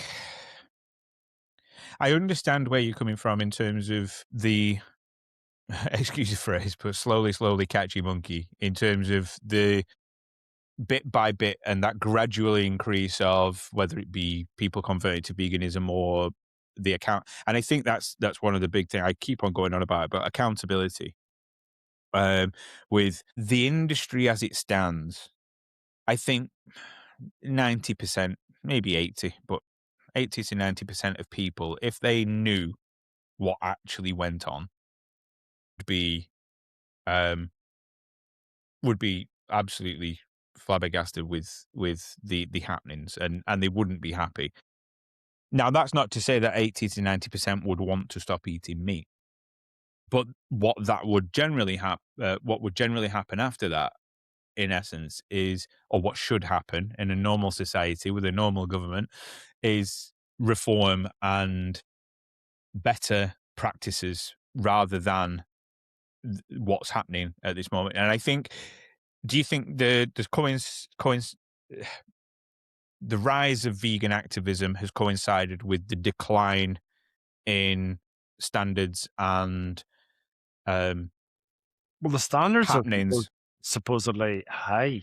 Yeah, but The gas, you and I both know they're not. yeah. So the gassing I'm talking about, that see, this is the problem with welfareism, because welfareism leads to a slightly bigger cage and a slightly inverted commas nicer way to have your life taken away from you. This is why I want people to stop seeing animals as commodities so that we can stop it altogether.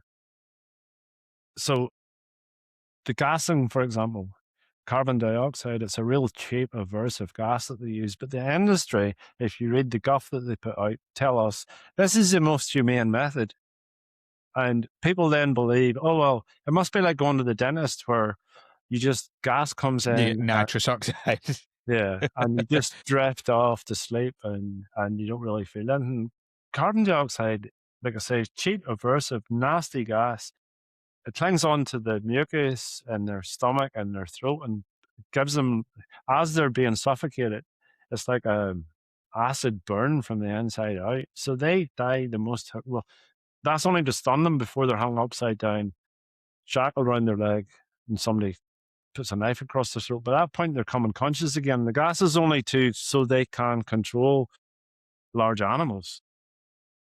But they're in that gas chamber for about a minute or a minute and a half, man, and the screams off them as they're burning from the inside out. Jesus. I've stood right beside it. I had a tour of the factory because we group of people came from all over Europe and we did it's called Meet the Victims, which were going on at one time. And we went to one of Cranswick's farms to expose the conditions the animals were being kept in for 6 months before they were sent to a gas chamber. And then the manager of Cranswick, he's the overall manager for the UK, a guy called Tony Domain, invited me to the factory to release a statement to me saying, oh, we didn't realize this farm was like this. And we have the highest care for animals and all this bollocks. And then he offered me a tour of the factory and I said, yeah, okay. Didn't want to do it. I do not want to be in that place. This is one thing I want people to understand. I don't want to have to go to frigging gas chambers and listen to animals going through that. But I do it because then I can convey to other people what I've seen and witnessed myself. Man, it's absolutely flipping atrocious sending highly intelligent animals 3,000 in Cranswick, and there's another place in Cookstown here called Carroll Foods, and they're doing about 4,000 every day. 7,000 pigs being thrown in the gas chambers every single day. And do you know how many people in Northern Ireland know that that's actually happening? Probably about 1%. Hmm. Probably about 1%. Yeah, there's not that sort of. I remember growing up, and um, I don't know whether you got it in Ireland, but there was a program called The Good Life, Yeah. and it was that was sort of the dream for Was one people. of them, did he grow like a little garden with raised beds Yeah, and so it stuff? was Yeah, like yeah. I think they had a couple of pigs in the back, chickens and veggie patch in just a semi-detached Vaguely house. remember it. And it was yeah, it was I think it was a sitcom. But it was that was sort of the dream. I remember my nana had a veggie patch, and that was the sort of done thing. Everybody wanted their own little slice. N- Sort of streets had one person on the street would have chickens, and they would give eggs to all, and that slowly disappeared. Um, well, it's completely disappeared from society, and that sort of But it's not sustainable, Lewis. That's the thing. I mean, you may be in a situation where you can do that, but there's 8 billion human beings on this planet. And if you look at it on that scale, it's not sustainable for everybody to have a small holding and have one cow and one well, pig. I disagree with you in terms of this is the thing in terms of 8 billion people. People forget how big the planet is, and there's a piece of I mean, I know it's hypothetical as well, but if you took the world's population, they wouldn't even fill up the state of Georgia in America if they stood I shoulder to believe shoulder. everybody can fit into Florida from what. Yeah, and I think the problem this is where my sort of ideology of meritocracy and capitalism sort of conflicts with what meritocracy and capitalism is there is enough space for everybody. There is. That's it's a when people say the UK is overpopulated, like just come with me. I want to take you round where I live. We come There to is Ireland and drive around the yeah, country. yeah. Well, I remember. So when I came to Ireland, I did a charity bike ride from Maidenhead to Maidenhead, so the full length. And I was when I came back from Mount Killarney down, and I remember on the single track country back roads, it was like, and it was just after the crash, the financial crash, I think. So it was like mansion, and then it was 2, 3, 4, 5 minutes later, another mansion, and then 2, 5, and it was literally just green fields for as far as the eye can see. And it's similar where I live in the north of England. You go 2 minutes outside of my town, and there's hectares and hectares and miles and miles and miles of open space with nobody living there. Now, then you marry that with sort of the rhetoric that I see on social media and on TV of the world, this country's overpopulated, and I'm thinking, well, no, the problem is the fact that when I've been looking for land and buy a land, the UK average per acre should be about £8,000, but up near me, it's 16, £20,000, and it's like, well, that's your gatekeeper. That's the problem. Whereas, then you're looking all across wherever I've been in the world, where I lived in Africa, there's literally no civilization, between I could travel 600 miles and not see another human being. And this sort of overpopulation rhetoric, it is the problem is yes, if you're in the city centre, so if you're in the middle of Belfast, stood outside the Europa, yeah, it's busy as, and it looks too many people. But then if you go out past through Armagh and down into Southern Ireland, you don't see, you might not see anybody. If you're walking, you won't see anybody for a day. And I think that problem is it's perception again, and it's the knowledge again of everybody could have their own, in essence, slice of paradise if the world was set up that way. And we need a new system for sure. Well, I think 90% of the world's population can agree upon that at this moment in time. But I'll disagree with something you said earlier. I would highly advocate for getting the guillotine back out for a few individuals. In fact, you know what? I might join you on that petition as well, to be fair, Cliff. So what's it obviously in Ireland, um, as much as the world like to lump us, me and you, in together, it is a completely different culture. I've got a lot of friends, Southern Ireland, and I just spoke with Mark O'Brien. Actually, his episode got released just before this one, and he's from Ballyfermot in Dublin. And I know from personal experience where a lot of my heritage is Southern Irish. As soon as you cross that border into Northern Ireland, it changes tangibly as well, which is really, really strange to experience. Um, and you mentioned obviously the growing up Protestant and Catholic and the sort of divide. Have you ever done any sort of activism other than Ireland? Have you done it in different countries to see if there's any difference?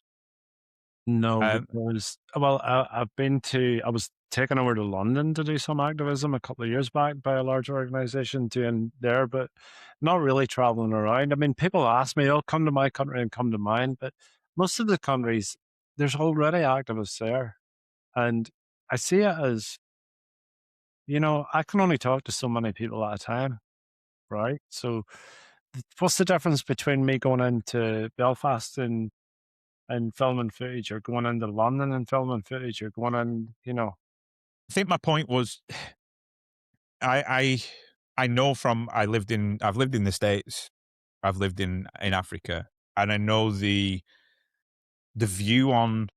So, for instance, when I lived in the States, I lived in New York. Every day was every Friday was grill day, Yeah. which was a foreign concept to me, but that's Okay. basically I for get your point. I get your yeah. point. So that was barbecue day. Everybody went outside, grill day Friday. Then I went to Africa, and there was a young lad called Water. I spoke to one of my friends, KB, yesterday, and I used to see Water. I called him Water because I couldn't pronounce his name, and he liked being called Water. But he would be out on the old bridge 6 a.m. every day fishing for food for his family for that night. So then he'd toddle off to school, come back, and they'd have fish for tea. Now, them two perspectives on food. One is almost a luxury and a social event, and then the other is survival. That I know we've touched on this. The reason why I asked whether you've done it anywhere else is to see what sort of reaction you've got from anywhere else, because I perceive if downtown in Belfast would be a completely different reaction to doing it downtown in Maun in Botswana. Hmm. And again, Um, like I said to you, like survival, if it is genuinely for survival, then there's no conversation to be had because we do what we need to survive. But touching on the other thing that you raised, the culture thing, I know that I've spoken to many people from different cultures, and everybody will say the same thing. Like, they'll say two things actually. Number one, oh, but our culture's based on eating animal products or eating steak or eating fish, or so all cultures have these traditions. Like Christmas time you eat turkey, or Easter I time. I don't eat turkey at Christmas Okay, time. well, you don't. We I all have never again. all countries have this culture and tradition, and they'll all tell you the same thing. Oh, but we have the highest welfare standards in the world.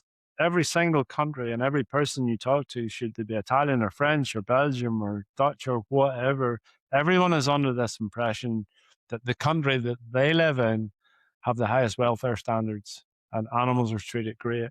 And then there's a sliding scale of other countries that, oh, that country's bad and they treat their animals, and the Chinese are terrible. They eat dogs, and it's just, I don't know. It's just a way that human beings think, and I've been taught that, okay, well, our government wouldn't allow us to do terrible things to animals, but the Chinese, they don't really give a shit. They don't care. Our government allows us to do terrible things to humans. Of course, I agree with Never you. mind animals. I Like agree with you. if they're going to let you do terrible things to other humans, you can pretty much guarantee that animals are on that list as well. So of course, and it's just the way.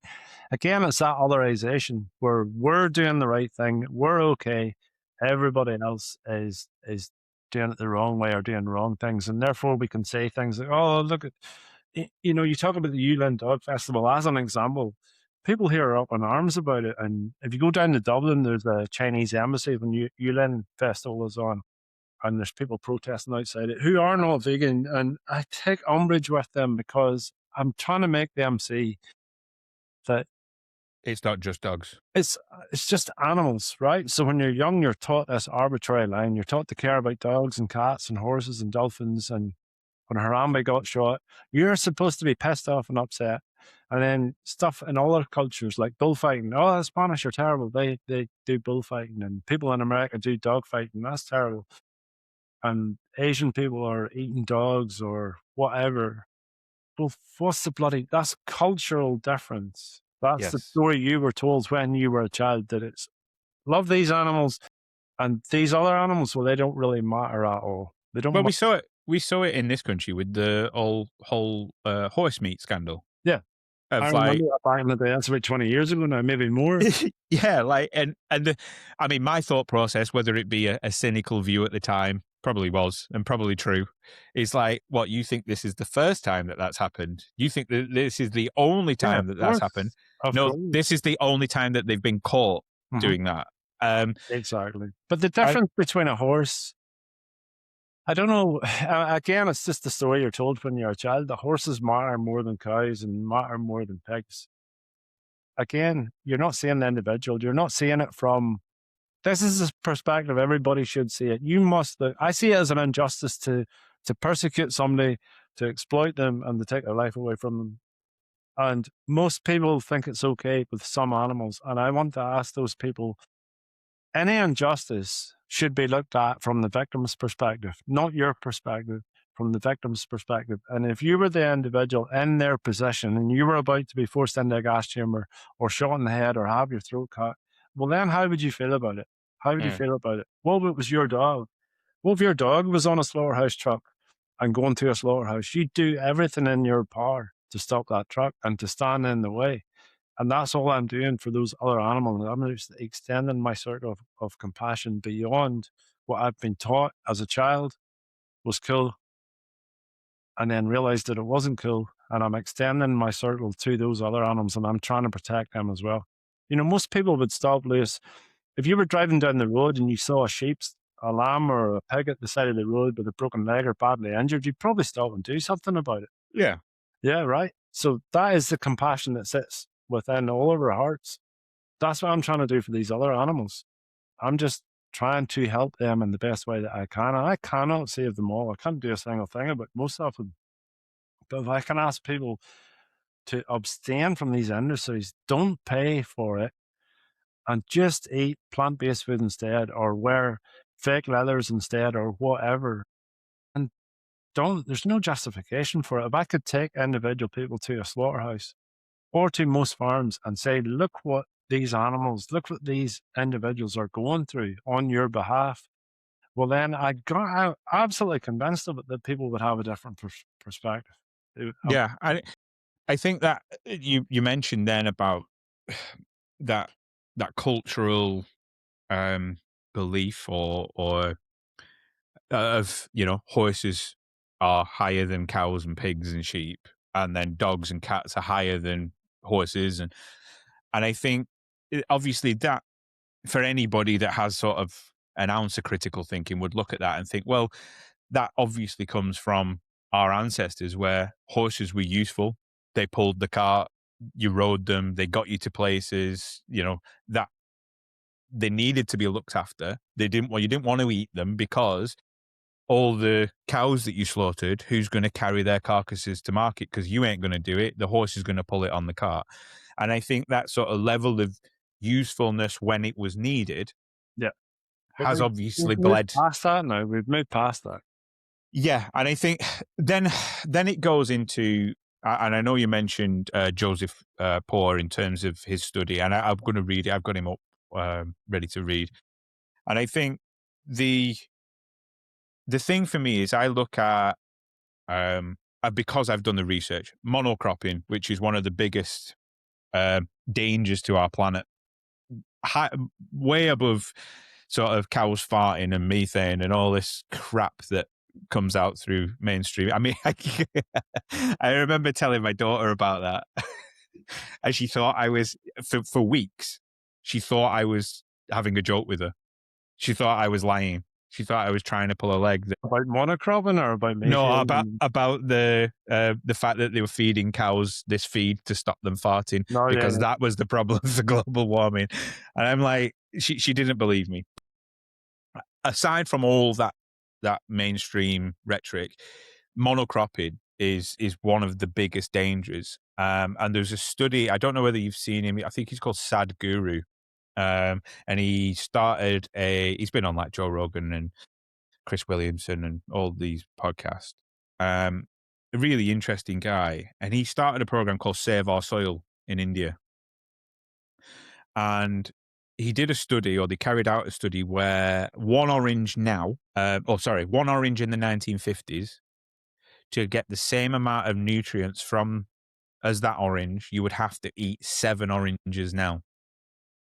And he basically put it down to the consumer-led monocropping culture where farms will only grow one crop, which ultimately degrades the soil, or the topsoil layer, which is that first 150 mil, first 6 inches. With moving to a plant-based diet, and I'm sure you've heard this argument before, and I know obviously you mentioned Joseph Poor's study, and we might only have to use less land, but is there not a danger of that habitat or certain habitat being destroyed, and for want of a better word, pillaged to meet this demand that would be there? Lewis, if you read that study, it's quite an extensive study, but there's an abridged version of it that you'll probably be able to pull up. Oh, I'll read the full one. It's it's 2 a.m. when I'm Oh, bored and I can't sleep. yeah. So he looked at habitat destruction. He looked at eutrophication.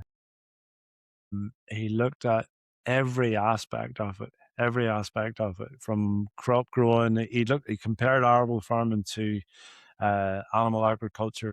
And it's an in-depth study. Like, it was a team of people working for 4 years. And if you read that study, this is not just something that you can just blow off. That's the actual science. And then you can read his conclusion.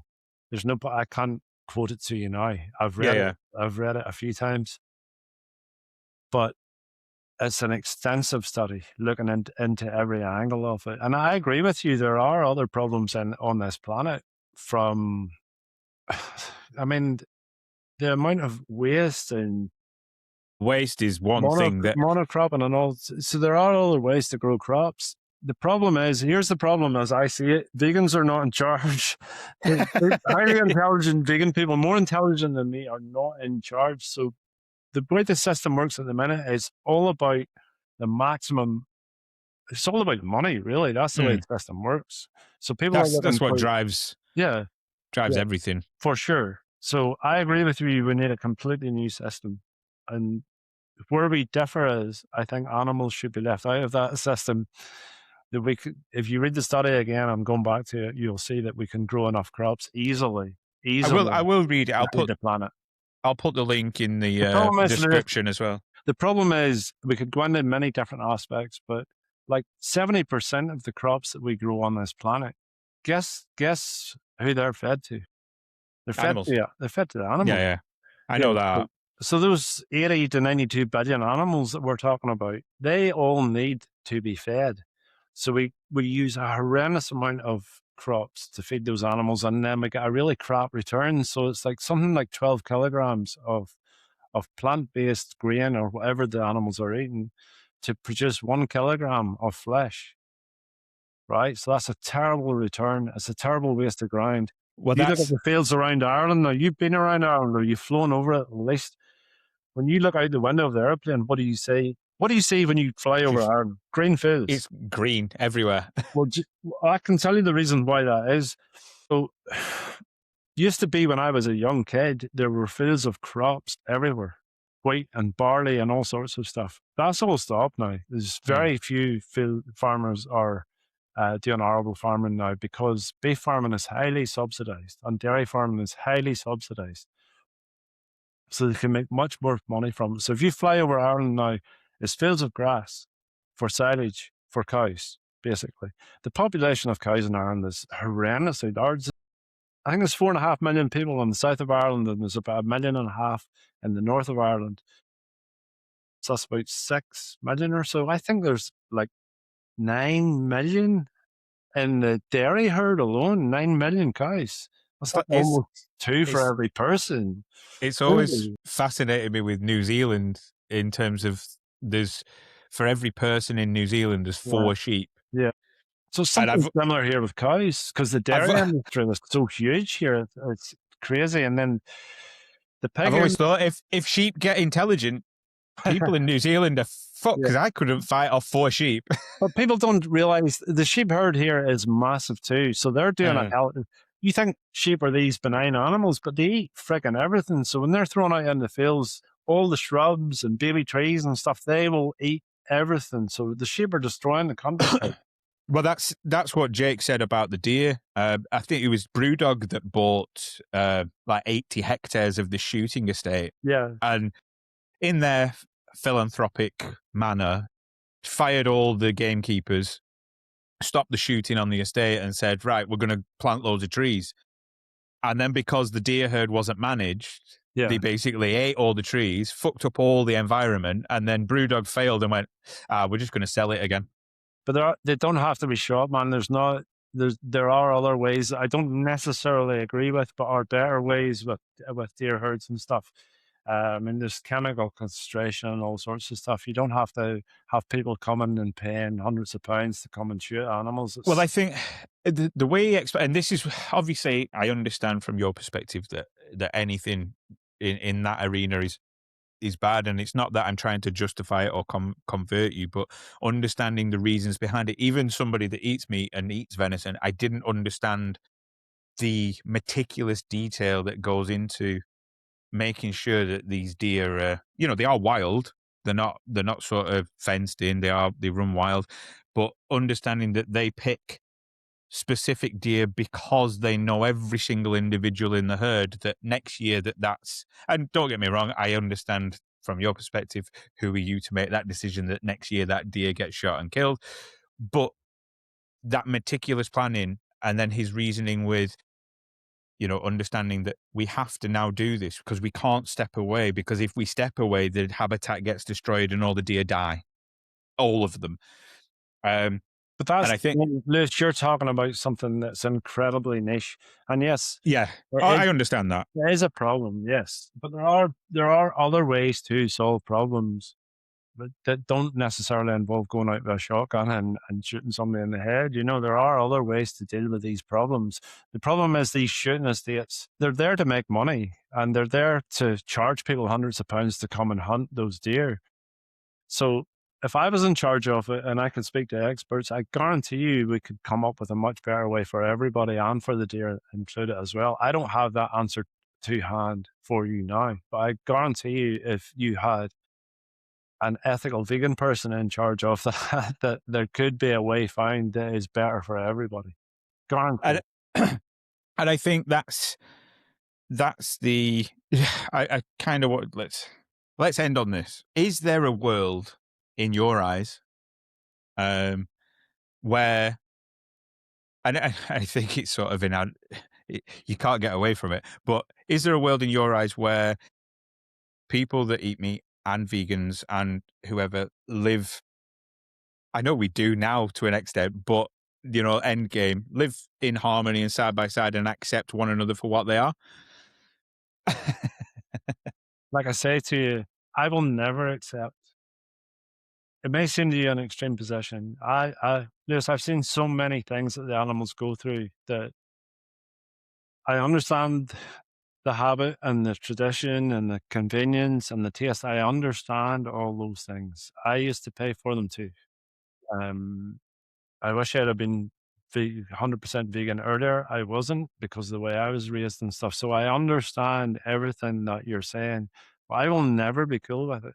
And I will never, I feel so, how could I explain it to you? Veganism's not about loving animals, by the way. I do love animals. I love animals dearly. Veganism is about recognizing the injustice of what we do to other animals. That's what it is. So you can be vegan and not love animals. I just Hmm. happen to be an animal loving vegan. But I understand other people's position, but I do not accept them. I am trying to change them and I will always try to change them. So if that means going out onto the street and having conversations or rage baiting, I don't see it as rage baiting. I'm just have a sign that is an observation and people come and talk to me. Oh, it's And very. I use that term very, very loosely in terms of yeah, I know, I it's know, a I know. it's a clever way to do it. Yeah. It like it's not sort of If I had a dropping a hat. sign that said Yeah, something else, people would just walk past. They wouldn't engage. I want no, to talk to people. I want to impart some knowledge onto them and tell them what's happening to the animals. So it's not dropping a I'm hand gonna say grenade of no. a Like comment it's and not then like walking away. I'm plotting a flipping. We're gonna start up a new provisional IRA on it. The animal space. I'm gonna start blowing people up. No, it's not Am that. I going to start seeing murals on the side of houses when I come back over There there? actually is one Is down near there? the docks, and it's like it's all. I must actually stop and look at it. I drove past it the other day, and it's like from a concerned vegan, and then there's all this animal and plant life and stuff on it. So there is actually a The mural. Irish love a mural. Yeah, particularly in Belfast. But Yeah, no, well, man, I will never accept it I remember until the day cycling I through die. Armagh. Until the day I die, man, I see it as a passion. Is that the right word? I get a calling or a passion. I Yeah, understand. I feel like it's a calling, man. I feel like I want to help animals in every way that I can. We have taken their voices away from them. We don't hear Yeah, their screams anymore. We don't see them as individuals. Indiscriminately kill but like 92 billion land animals and 3 trillion fish every year, trashing the oceans, trashing the planet. And I just, like you, I believe there is a better way for this planet. there is a better way. Where we differ is I want to leave. I want to include all animals in my circle of compassion as well. That's the Yeah, and difference. I think that's it's the level that you go to, and don't get me wrong, I regardless of whether I eat meat, whether I don't eat meat, I do have that compassion. It's just the level of compassion of, I suppose it. It's like I say, it comes down to understanding again. Yes, I have compassion for the deer that I eat. However, that compassion is superseded by my want, whether it be selfish or whether it be, And and it's there is a one, need, maybe not desperate, but there is a need, but a want for sustenance and for enjoyment in that. so there's a need for sustenance, yes, but you can get that from plant-based products. So it really is a want. There's a vast difference between a want and a need. And that's something that everybody needs to grasp, that when you're eating animal products, for the most part, it's a want and it's a choice. It is a choice, of course. And I'm asking people to make the more compassionate choice. I think you said we're going to end it somewhere around here. I want to make one more point to you. Of course, be my Want to ask you guest. a question. So most people still consume animal products and pay for the products and walk into the supermarket and pick up whatever. So let's say, Lewis, you were having a barbecue at your house and you had a bunch of friends around, friends and family and whoever. And I turned up and I brought a lamb and a knife. And I said, here, somebody stab this lamb. Somebody cut this lamb's throat and we'll cut them up and put them on the barbecue. How many people would do that? I guarantee none of them. Apart, I've been around that. When I lived in Africa, that was sort of the done thing. You'd pay for your meal before Yeah. you'd get it. They'd go and buy the animal and do it there and then. So I've been exposed to that.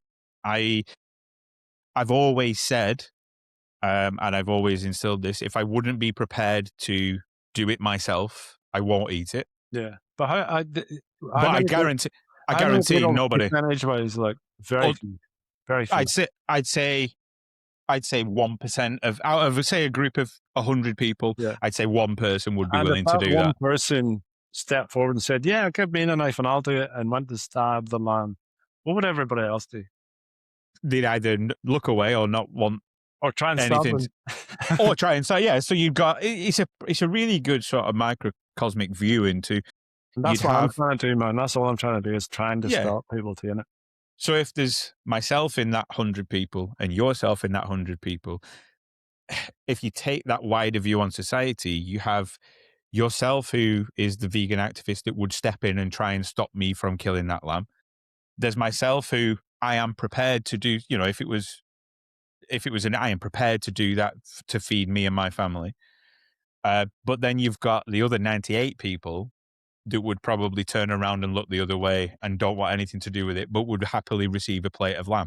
And I think that's a really good microcosmic view on the way we sit at opposite ends of the Although spectrum. I would suggest that there may be a lot of people that would say because the wee lamb was brought to the house and killed in their presence, they probably would say, I don't.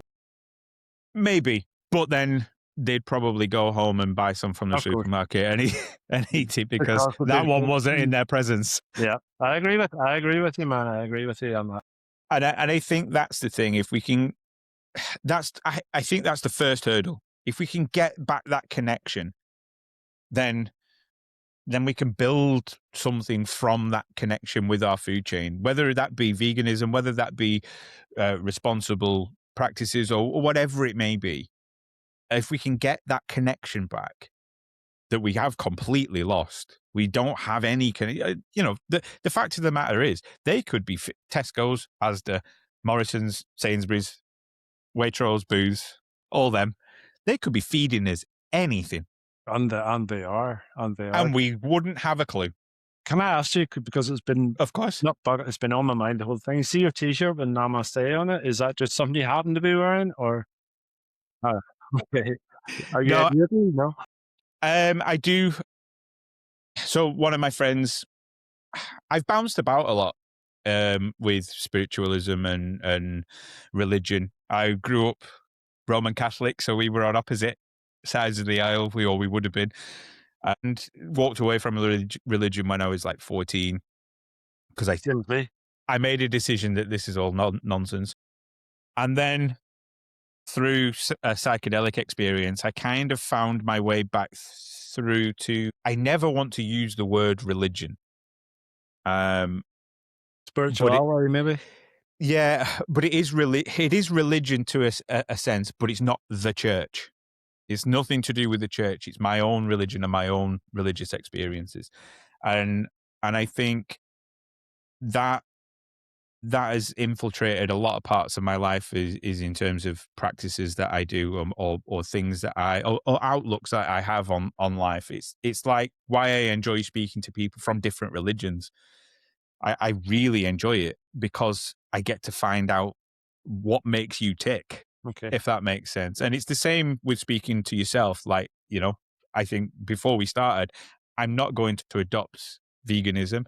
I might tailor my practices and tailor what I eat in comparison to knowledge. So if I read Joseph Poor and the study, I might think, right, well, I can cut that out quite easily and I might substitute it with this, or like I did with whey protein and pea protein. That knowledge base will always alter what I do. And I think that's one of the big things with my motivation for speaking with you is understanding what makes a vegan tick without having my head bitten off. That's for a start. Actually, man, is because I think I was in the Upanishads about 4000 BC. My favorite word was written. Are you familiar with the word ahimsa? It's one of the yogi practices. Ahimsa means non-violence to all living beings. That's I might have come across that at one point.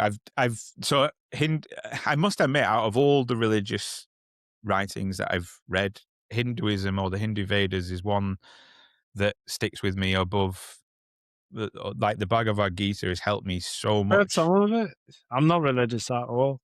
Even if you don't believe that Krishna was reincarnated and came down the lessons throughout the book or throughout the writing of all the religious stuff that I've read, like I was brought up, I told you, evangelical Christian, and now I don't believe it at all. The one that makes the most sense to me is the reincarnation one, where you live your life and you learn your lessons, and depending on how you behave in this life, you get reincarnated as something better or something worse in the next life, and then you learn your lessons from that life. And then eventually, after like 1,000 reincarnations, I think it's not an old soul, but it means something very similar, where you've learned all your lessons now, and then you can drift off into the ether somewhere. Be careful, because you might end up pulling a Glenn Hoddle and get cancelled. I don't know where I'm going to land in the next life of this tree, but it's the one that appeals to me because I feel like you probably should. If you do come back in the next life, you probably should be punished or rewarded for how you behave in the I one before. you know what? I did have a theory about that in terms of it would explain deja vu's to me. In terms of the fact that if you're remembering something, I've had two experiences that my stepson Cole and my daughter Esme, when they've been young, I remember. In fact, I remember this so vividly. He was, I'd say 3, maybe 4, and it was a program on ITV or Channel 4. I can't remember which one it was, but it was all about how food was made. So they'd go to maybe like a. I remember that show. I can't remember what it was called, but it was really interesting. And they went to a coffee factory, and I think it was in Italy. And we were watching this program, and he was sat on the floor in front of the sofa. And I remember him saying, "No word of a lie, and this is like Twilight Zone. I used to work in a factory like that before the fire." And I remember sort of pausing, thinking, what's this kid on? Yeah. I used to make coffee before the fire. And it was like, 1, he's too young to know what a coffee factory looks like. 2, why would there be a fire, and why would he say he used to work there? And and my daughter had a similar sort of, I can't remember what it was with my daughter, but it's always stuck with me, and thinking there's another thing that I read where it was in Africa where a young boy remembered his murder. Mm.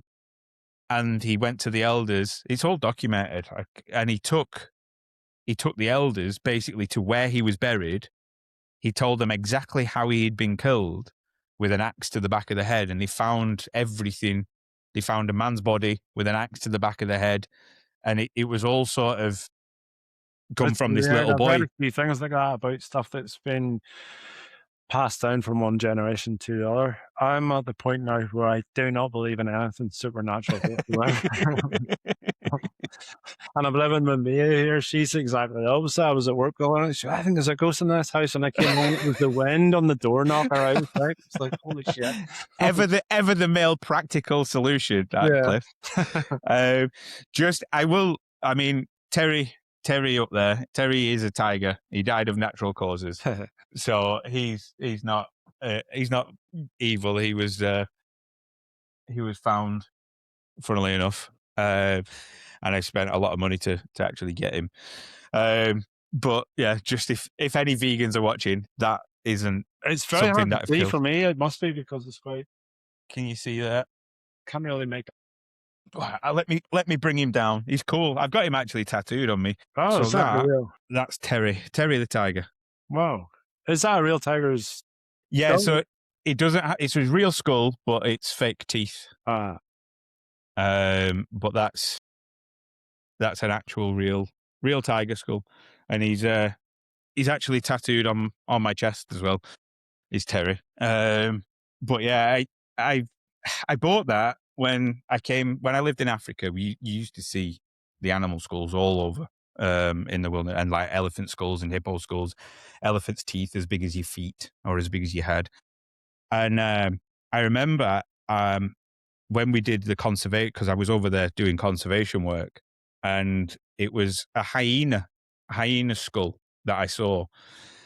And I was fascinated with it because, for those that haven't seen it, with a hyena skull, if you ever see when you get a chicken carcass and the center of a chicken, where either side of the breast, there's like a ridge of cartilage. In a hyena skull, it's a ridge of bone. So it's like almost like a bone mohawk. And either side of that is pure muscle. And they have one of the strongest bites of any animal because they just crush through bone. And I remember seeing it looked like a dinosaur skull. It's really freaky. So I wanted one of them, and I couldn't get one. And obviously, when I lived in Africa, I couldn't bring it back through customs. They wouldn't allow me. So then when I was looking, Terry came up, and I thought, I can't really pass up on Terry. So, and there was only one. So that's why I got him eventually. Lived with you ever since. Yeah, that's it. I speak to him every now and again when I feel like I'm going crazy. But you know what, Cliff? I've really, really enjoyed it. I've really appreciate you coming on and your candor and your honesty. And I I enjoy having these conversations with people that, you know, you're never going to agree with, and you might not even come to some common ground, but at least that information is out there now for people that maybe want, you know, might have been on the fence, might read the study from Joseph Poor and make a decision to make that switch, or completely the opposite and double down and come and try and find you in Belfast and Wait, have the debate with you. could I say before I go to this, anybody who's thinking about it further, there's a speech online. You can actually find it on my YouTube, but all you have to do is Google Gary Yourofsky is the guy's name, GaryYourofsky. And he was a guy, I seen his speech many, many years ago. It's called The Best Speech You'll Ever Hear. He was doing a tour of universities in the United States. And I mean, if I've made anybody question themselves or think to some degree, I would advise you to go and watch that speech. It's about 45 minutes long and a Q&A afterwards. It sounds boring as hell. For me, it was one of the most unbelievable things ever. It was a life-changing thing to watch Most that of the speech. most of the things that sound boring are the things that you Yeah, actually want to I pay thought it was, attention to. somebody sent it to me when I was in work one day years ago, and I thought I would scrub through it in 5 minutes. And inside a couple of minutes, I was thinking, I've never heard anybody put this so succinctly. I can't argue with a single word this guy's saying. And like many people have watched it and gone vegan after watching it. So I'd encourage people to go to YouTube and try and find the speech. It's easy to find and see how you go with that. Yeah, I think, to be honest, I think it's one of those where um, not much, not much will convince. I'm very much a believer in getting back to harmony with and connection with food, rather than changing the way that I eat. I want to sort of get back to being in connection with what I eat. And don't get me wrong, I will always change. For instance, salmon. I will not eat salmon based on the research that I've done myself. The salmon farms are atrocious, man. There's some Well, here. it's just been released. It's like it's 80% of salmon on the market or wherever it is classed as toxic, which is bonkers, and people love it. And I won't eat it anymore. I used to enjoy it, but I won't eat it anymore.